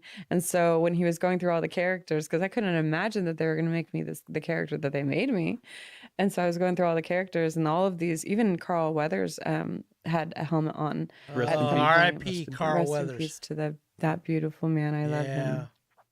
And his face wasn't even shown at the time, so there was only like one female face that was really shown, and I was like, where am I? And she kind of looks like me. Okay, so where am I in this? And he's like, this is the character. I'm like, one of the only ones that has a face. Yeah, everybody's wearing helmets, right? In the And whole I was like, I remember that drive home, and I was like, I thought I was gonna be a big fur ball, Big fur balls. and I've got a face in That's this. it, And I don't laugh even it up, know, like, fur I ball. was just like, oh my gosh, thank you. I mean, the main character was a man with a helmet on, Yeah. and then a puppet, and then there was you, Mm-hmm. the only human. Yeah. And know? Carl, which Yeah, Carl Carl- originally Carl had, Carl had something, I forget what.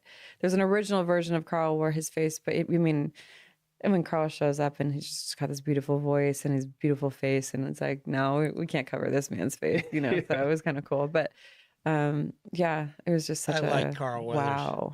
I couldn't, that was definitely like, it was amazing. Feels like it could be an insult. Like you got a face for a Mandalorian.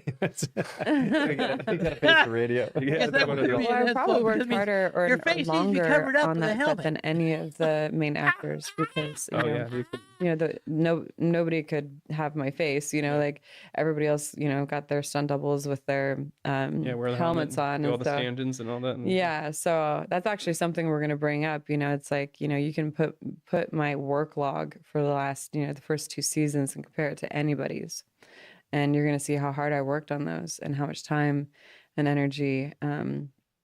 And there was no problems on set with me. I was Yeah, I was a well, let's talk workhorse. about let's talk about what led to it. I mean, I know you had Good the transition. There was like some social media posts. There was a thing about like See, this is the part that kills me. That Disney, we've talked about this before, and Disney didn't really have, this is the only thing that they had. She put in countless hours, and she was not a problem on set. She worked well with the cast and the crew. And they canceled her for something like this, which didn't cancel or fire Mark Hamill or Pedro Pascal, which made posts that are even worse than this. You know, Jews are being beaten in the streets, but not by Nazis, but by their neighbors. And you're calling people to love each other and love their neighbors. And and there was the get along, people. You were like, so let's not be Nazis was the essential. Let's not be like the Nazis. Remember? So how did you find out about it, and what was the? That's biblical, you know, actually. What was the given reason?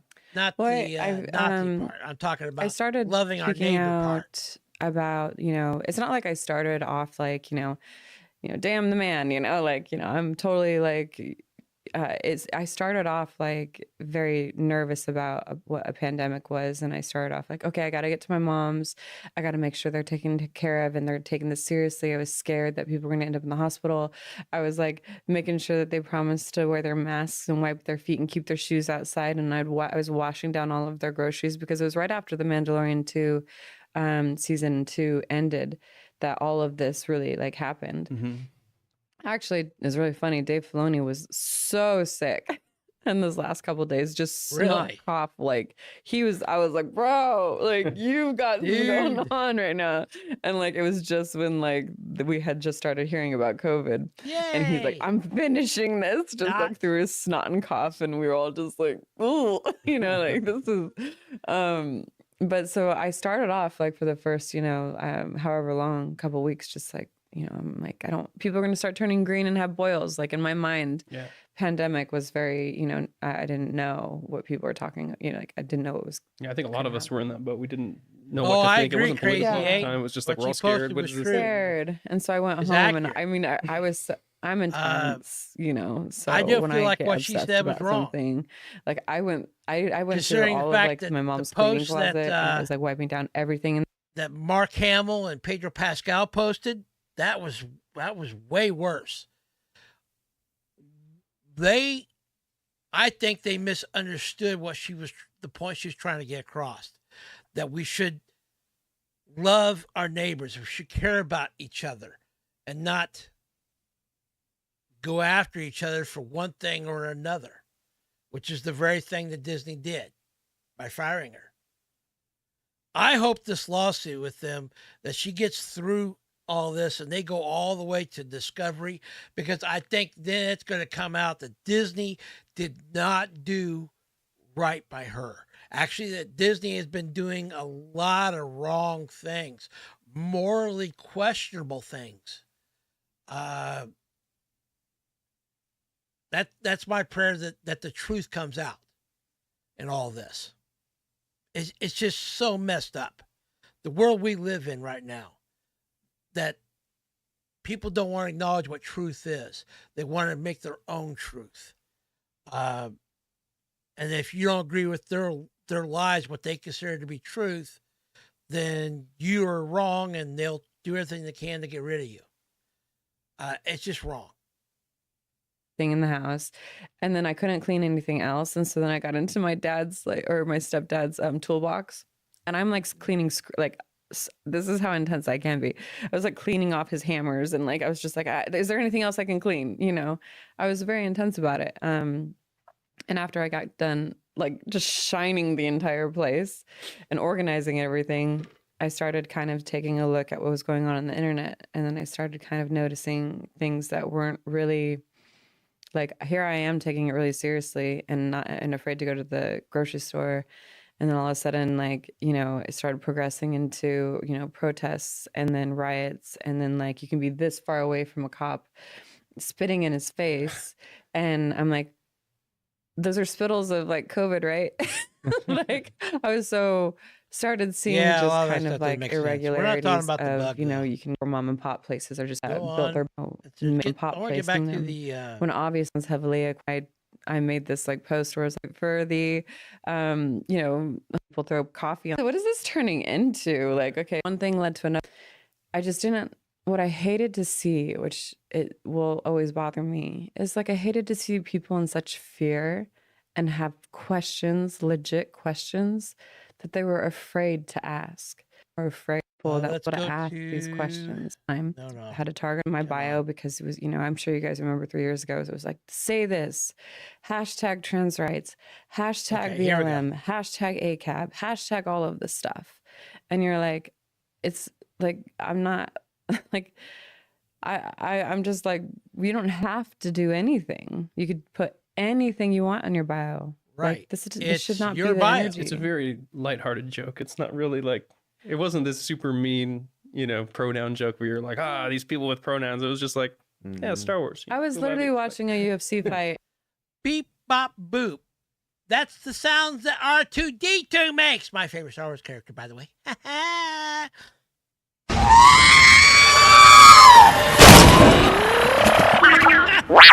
Oh, anyway. And this is what started the good old Bob going after her. And I was like, oh my gosh, enough. This has been months of do this.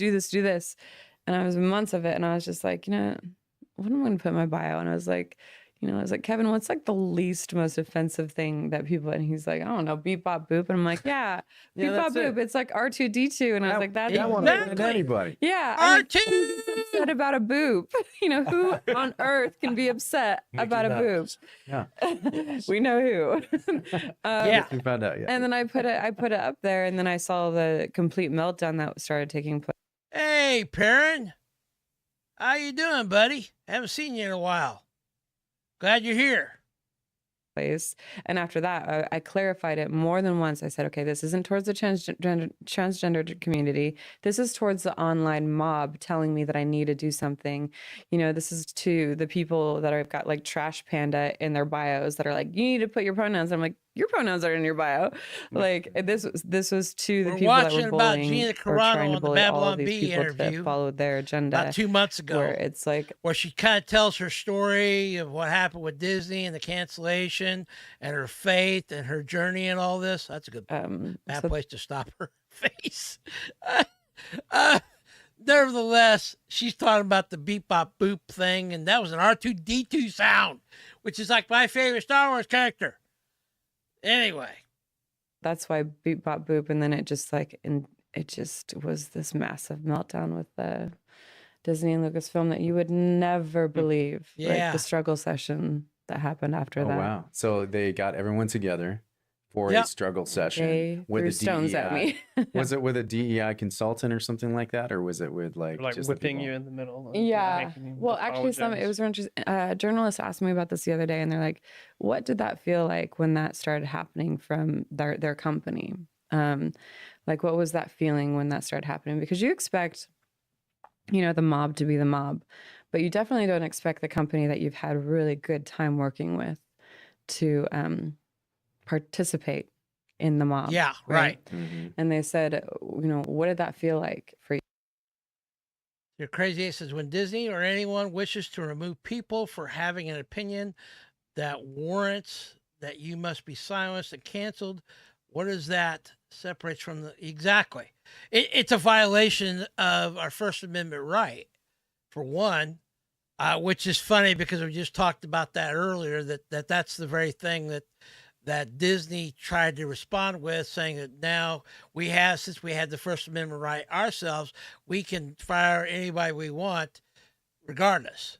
And that's not what the First Amendment actually does. It doesn't protect you from things like that. It's wrong that she didn't go she did that post. She didn't go after Disney. She wasn't going after even the cancel mob. She was just stating the fact that at least I think, or what I took it as, is that we should be concerned and care about our neighbor, to not let all the things that could divide us continue to divide us. It should be something that is not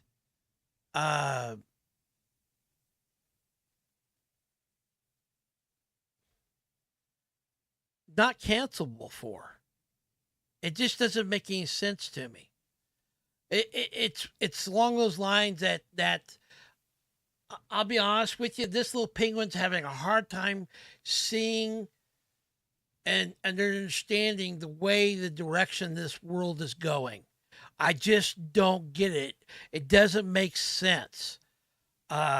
It's like all of a sudden you woke up one day and somebody told you that blue is no longer blue, it's actually green. And like you've looked all your life and you have known that the sky is blue and it looks blue, but now you're being told, nope, blue is not blue. Sorry, you're wrong. Blue is actually green. Well, then what color is the grass? Oh, it's pink. What? It just doesn't make any sense to me. Yeah, Disney is, I feel like they're kind of being like a thug in a way, that they're coming down and saying, look, if you don't agree with what we're saying and do what we say, we're going to come after you. Yeah, it's just like that Star Trek episode with Picard, that there are 5 lights when there are actually not 5 lights. If I remember that correctly. Have I got that backwards? Either way, it's like you can scream to the top of your lungs that something is true, but it's, I mean, I've talked about this before. Like, for example, you can't wake up one day and say, guess what? Gravity doesn't exist. I'm going to jump off my roof and I'm going to be able to fly. Well, you can try that all you want, but guess what? When you hit the ground and broke something, you'll find out real quick, just because you think gravity doesn't exist, it does. There's just some things out there that are what's called absolute truth. Things that no matter what you say, you can't change it. Sorry. And just because you want it to be a certain way doesn't mean your way is the only way. It's one thing to have your own opinion and to be able to say, yes, this is the way I believe. Well, fine, you can believe that way. But Disney, and just like all these other DEI and diverse and woke companies out there and game developers, are trying to do more than that. They're trying to insist upon you not just accepting their truth, but believing it and giving up your truth and saying that if you don't, we're coming after you. We're going to erase you. And that's what's wrong.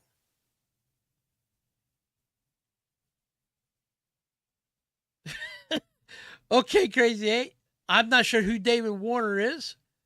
I'll take your word for that. And Trace says, yeah, it's the law of gravity, not the theory of gravity. Exactly. You can try to repeal that law all you want, but guess what? You're going to fall down on the ground and get hurt. Trust me, I'm a flightless penguin. I can't fly. And even I know if I jump off a roof, I'm not going to be able to fly, regardless if I'm a flightless penguin or not. Anyway, let's continue watching here. Only a few more minutes, and then I got one last topic I want to bring up. For you. And I said, you know, those vampire movies that, you know, you got that like innocent girl that's walking into the club and everybody in the club is a vampire except for you.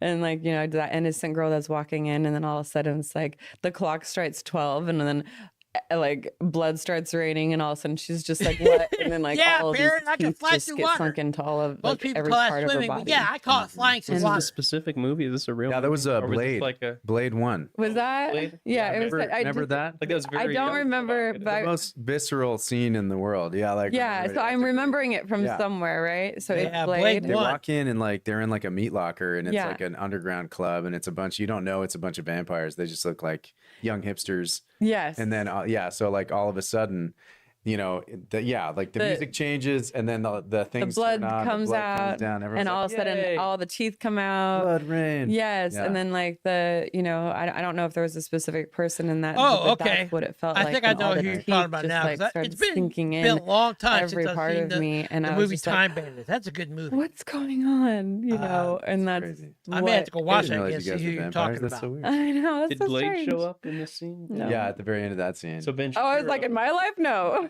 Is Ben Shapiro Blade at Shapiro's this Blade. Yeah, point? it's Ben Shapiro Blade. Ben Shapiro's Blade. He What? was at that point. All right, so this was 3 years ago now that this happened, and now we're talking about a lawsuit. So we want to talk about this whole lawsuit thing. What's going on?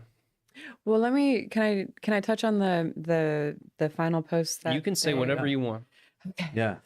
Well, the final post I posted like on the tweet fleet version, and I forget the exact words because it was just a Now, of a course, meme kind of retweet, and it said This something lawsuit, about, this was 2 it months didn't ago when start this with the interview Nazis, happened it on started Babylon before Bee. that. There's been some changes with the lawsuit. And We talked my about that whole, earlier. You know, my in whole the, purpose in putting that out there was because in podcast. 2020, I never paid attention to politics. I've never, been involved. I thought I pay my taxes. That's good. I'm gonna just create my career here. But Unlike Blade. What's your What? Wesley Snipes? Is that Wesley Snipes? Oh, Yes, Wesley has always been Snipes. a political figure. No, he didn't pay his taxes. Oh, Oh, got he you. went That was there? a very smart joke. I That see where was- you're at. Oh, I Sorry. didn't Thank you, connect the Gina. dots, I pay Kyle. my taxes unlike Wesley Snipes. All right, please continue. I apologize. You're funny. That's Not. actually very smart. Okay. You don't have to keep saying. No, it wasn't No, smart. no, it was smart. It was smart. Kyle, you're No, smart. you're really smart. Yeah, I'm sure I am. Right, their humor and them. Okay, That's so funny. basically, I was trying to tell people to stop demonizing people, and that to understand through history by Yeah. demonizing people, it has ended up badly. And that was just basically what I thought we could all take away from. Love Not your a neighbor. controversial statement. No, I didn't feel like it was. I felt like it was just kind of like, this is what happened before the Nazis got into power. They were, can you imagine, having your next door neighbor who you've had dinner with for the last 10 years, and then all of a sudden, okay, well, all of this propaganda and all of this hate, and, okay, well, then you stop having dinners, and then, okay, well, then you kick over the trash can, and then all of a sudden one day somebody's knocking, the Nazis are knocking at their door and taking them out and taking all of their furniture. And it's just like in my head, my naive head, 3 years, 4 years ago, I couldn't understand how anybody could just let that happen, or how it got there. And so It's my whole clown tweet world. was just That's to why I still accent on can't. that. I have a hard how time that wrapping can my happen little to penguin a mind about population, and around all this. how we could that- all learn from it on both sides of the spectrum. I Democrats, get people Republicans, having independents, people who their haven't own voted, quote just to keep that in truth. our I just don't thoughts. And I understand the thought that was pack for that everyone. they want to go to the But extreme apparently, to Disney, it was of canceling you, denigrating firing you, people wanting off to of their leech cultural and you religious as an beliefs, and it was individual abhorrent. And if you don't believe the way they do. and I was in shock to be smeared as this anti-Semite, along with everything else that they'd smeared. The mob had smeared me as at that point. Just in shock. Like, I've never been called these things in my entire life, and now you've got the biggest entertainment company in the world backing up these awful allegations of this mob, that the very fickle mob. And so, yeah, that was very, very hard, very painful. For 2 years, or for a few years, or 3 years, I've just been kind of like trying to rebuild my life, and sitting in this desert. And then I was like I've been watching people grow. The Daily Wire is growing. Some wonderful things are happening with their company. I'm not, with their company, but I feel like I was a big part of opening some of those doors for some of those actors who are getting to do what they get to do now. I'm watching you guys grow. It was kind of I'm cool that they watching reached out to some her justice happen to people, when and that all I kept happened. on like thinking, I was like, God, do you think I'm gonna get justice? I want justice too. Yeah. And I wanted, so badly I wanted it, but then it was I'm kind of praying like a she very gets humbling justice experience, and the because it's truth like, comes out. you have a And that beautiful life, Disney gets you have to be grateful for where you're at, be Not grateful necessarily that you're shamed, alive. but brought to Um, justice about this stupid stuff. And Called to give the it mat to by our him legal system saying, look, you can't act completely. this way. And This is it not might right. not look like justice to you, but he's You're working violating on, the behind the scenes. Our And you don't know what he's our doing, rights. and you don't know you're alive. Okay, a lot of my friends aren't alive right now. I've lost 6 people in the last 3 years. I've lost 6 loved ones that that's also what I've been going through. So everyone's like, where is she? I'm like, struggling. Struggling. Yeah. Yeah. And so like a week before I got the email from X, I finally had given it completely over to God and said, okay, it's yours. It's yours. This is the part that's so cool. I'm just going to start. I'm going to restart. I'm just going to put people around me that I can really know that are coming from a good place. I'm going to clean out. She let go and let God. That I feel like I look can't what's trust. happening now. And I'm just going to simply start over. And then a week from that prayer, I got an email from X lawyers. That said we would be very interested in hearing your story. And this is how God representing works. You in a case. And I was like, wow. Oh, interesting. I didn't realize that they had reached out to you. Yeah, over email. That felt like a sign. Yeah. Well, I don't think it gets any more obvious than that. Right. And, you know, not to put any pressure on the case, you know, but what just this case has done for me already, it's like when a big, powerful company like that puts those labels and, you know, kind of like smears you like that and defames you, nobody wants to touch you. In fact, not does nobody not want to touch you, they think it is okay to disrespect you and sink their teeth into you as well and take their shots and without even knowing the behind the scenes, without even knowing the real stories. Right. And so just already by So Elon wrong. Musk and X, you know, putting out the statement that they're backing me in this has already just lifted this like giant, like, I feel like I can breathe. And then I wasn't forgotten, you know, I wasn't forgotten in this desert. I was just waiting. And so, and now I just feel like, I don't know what's going to happen. I'm so grateful to be able to tell my story. And I'm grateful that professional eyes are going to look into this. I'm grateful that Disney and Lucasfilm have to go through their emails and have to look at how their company treated their employee at this time. 100%. I'm grateful for a judge to be able to look at it. I'm grateful for hopefully a jury. I'm hoping this lawsuit gets to discovery. I really am. The situation was so that, you know, it makes It'll it bring the so light much to the harder things that you know, that Disney did behind the scenes. A woman or a man to walk into a club not knowing that everybody in there's vampires, you know. So I just am so grateful. Elon Musk is, I think he's going to go down as a legendary human being in history. You know, everybody's. I do know that one of the seminal where's moments our legends, you know, on the internet is when he bought in this Twitter. day and age. Like, you know, and I think that Elon Musk, you know, we're all very flawed human beings, but I think he's going to go down in history. But at least he is trying to bring First Amendment freedom of speech back to the social media platform around the world. Twitter for free speech. was not. He's fighting our own American government for free speech. He bought He's fighting for all of these. I mean, they're taking on a bunch of cases like this. You know, he's fighting Disney for me. And he's also fighting like to the smallest cases, you know, so he's just really doing a lot. And I feel like, you know, I think God's using him in ways that is a pretty beautiful thing. Yep. So it's just, I agree with that. Mind blowing. We like him. Do you He's pretty cool. Do you have I mean, I say that I've never even met him or had a conversation with him. I can't wait to just shake his hand and just thank him. That's what's also cool with this. I hate to see one thing on the internet that I see happening a lot. Everybody's like, you know, well, he's doing this wrong and he's doing this wrong. And everybody's being these like little brats stomping their feet. Like, what about this? And what about this? And it's like, he could have just bought Twitter and disappeared. Right. He didn't even have to ever buy Twitter. Like what he has done to date so far, and he's continuing to do this. I think everybody just needs to take a big solid moment and be grateful for this person who's put him and his family and his incredible like mother, like, you know, they've shouldered this responsibility that our own government hasn't been able to shoulder. The most powerful government in the world hasn't been able to get right.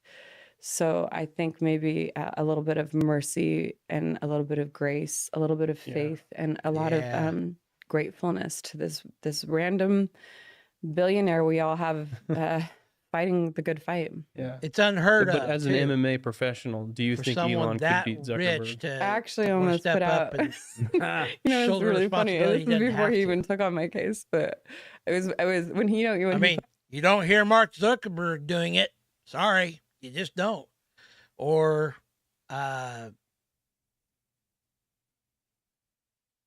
Jeff Bezos, or any of these guys.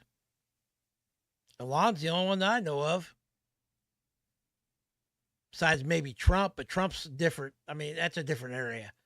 We're not talking politics. I'm talking about a rich billionaire that has decided to step in and take on a responsibility that wasn't his in the first place, didn't have to do. He could spend his money doing something else, and he's chosen to try to fight for freedom of speech. I think it's really cool, because that means if he's going to do that for Gina Carano, he may do this for other people that may have this happen.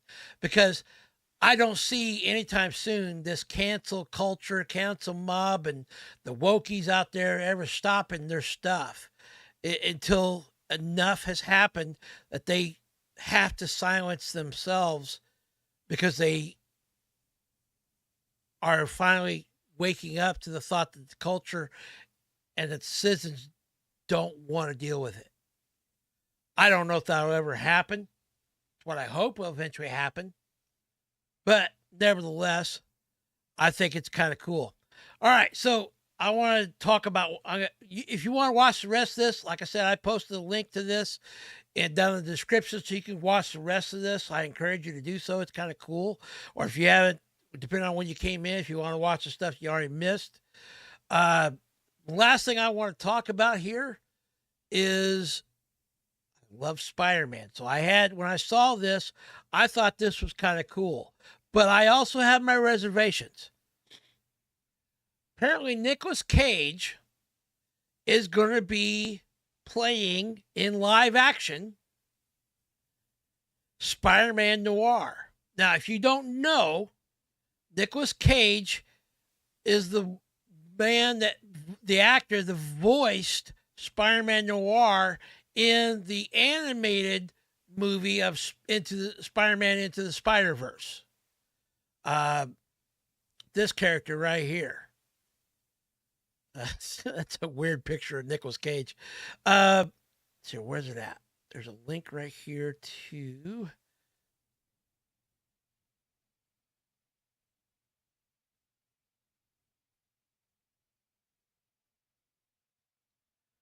Spider-Man Into the Spider-Verse. And this right here, he was voiced, Spider-Man Noir was voiced by Nicolas Cage. So you can see that right down here. Well, apparently he has now decided to do this in live action. Amazon is officially, this is the part that makes me a little apprehensive because it's Amazon. So it's about 50-50 whether or not Amazon's going to make a good show or a bad show. I mean, because they have good stuff and they have bad stuff. Amazon has officially ordered Spider-Man Noir to series. Nicolas Cage will star as a titular character as a live-action TV show swings into gear. Character first appeared in Spider-Man Into the Spider-Verse, which I've seen that movie. I haven't seen the second one, but I did like Spider-Man Noir. And I've actually seen Spider-Man Noir in some video games as well as in the comics themselves. Parents saying, nope, not seeing it. Yeah, I don't know. I'm going to hold my breath on it. I mean, I don't have Amazon Prime, so, but they normally, Amazon's been normally pretty good about releasing the first episode on Freevee. So I may watch the first episode and that's about it. But nevertheless, I don't know. Part of it, I'm concerned because it's Amazon creating it. But like I said, they have produced some things that are good and some things that are bad. Amazon is still somewhat of a woke company. So who knows? But nevertheless, the mere fact that they got Nicolas Cage to do this, I'm hoping Nicolas Cage is a big enough star that maybe he's got enough pull to not let them turn his character into something that goes against what the comic books are. At least that's what my hope is, because that would really be really sad. Anyway, I put a link down this article down in the description as well. So, like I said, all the links and stuff are down in the description of this podcast. If you're curious about checking out this stuff for yourself, nevertheless, last thing I want to bring up is I have been doing on my YouTube channel. There's a link down here in my description about this too.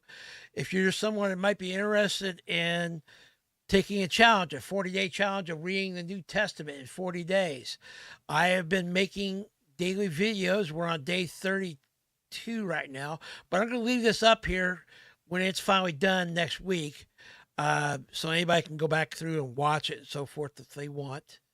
And basically, it's nothing more than just seeing a little penguin on screen reading God's word. I don't comment on anything. I don't give my 2 cents worth on stuff. It's just reading the Bible, just reading the New Testament and the New Living Translation version, which is my favorite version. So you can even just pop it on, listen to it in the car or whatever. I even do have the words there on the screen, so you can actually even follow along if you want to. Nevertheless, I just thought I'd point it out there. And before I let you go, one thing I thought was kind of interesting that I want to read to you, something that I came across. I want you to tell me if this sounds like the day we're living in. It says right here, for people who love only themselves and their money, they will be boastful and proud, scoffing at God, disobedient to their parents and ungrateful. They will consider nothing sacred. They will be unloving and unforgiving. They will slander others and have no self-control. That's exactly what we were talking about today. That Disney just did that with Gina Carano 3 years ago. They will be cruel and hateful. They will be cruel and hate what is good. They will betray their friends, be reckless. They'll be puffed up with pride and love pleasure rather than God. They will act religious, but they will reject the power that can make them godly. Sound like what's going on in this day and age? Well, guess what? This can be found in 2 Timothy chapter 3. This is in the Bible. And actually, I just read this little passage right here, starting with verse 2 down to verse 5. It's scary just how much the Bible even predicts the current world we got right now. It's amazing to me. They'll consider nothing sacred.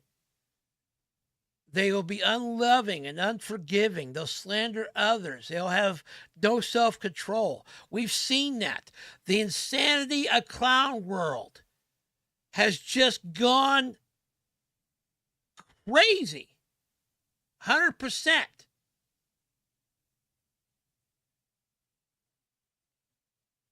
They believe what they're doing is correct. They have defined their own truth. And if you don't believe their truth, they want to cancel you. They want to get rid of you. Anyway, there you go. I just thought I'd leave you on that little last thought here. So, as always, I hope you got something out of today's Penguin Thoughts. If anything, you at least got to listen to a little penguin rant on about things. And hopefully, you did get a chance to sip some iced coffee, which I'm now out of iced coffee, so I got to get some more. So I'm going to end it there. We've been going since about 1:15. So anyway, as always, I'm planning on, if I can, I will be back next week around this time or so. And we'll go from there with the next episode of Penguin Thoughts. I hope you join in. And if not, I thank you for watching and listening in to the crazy little tiny penguin.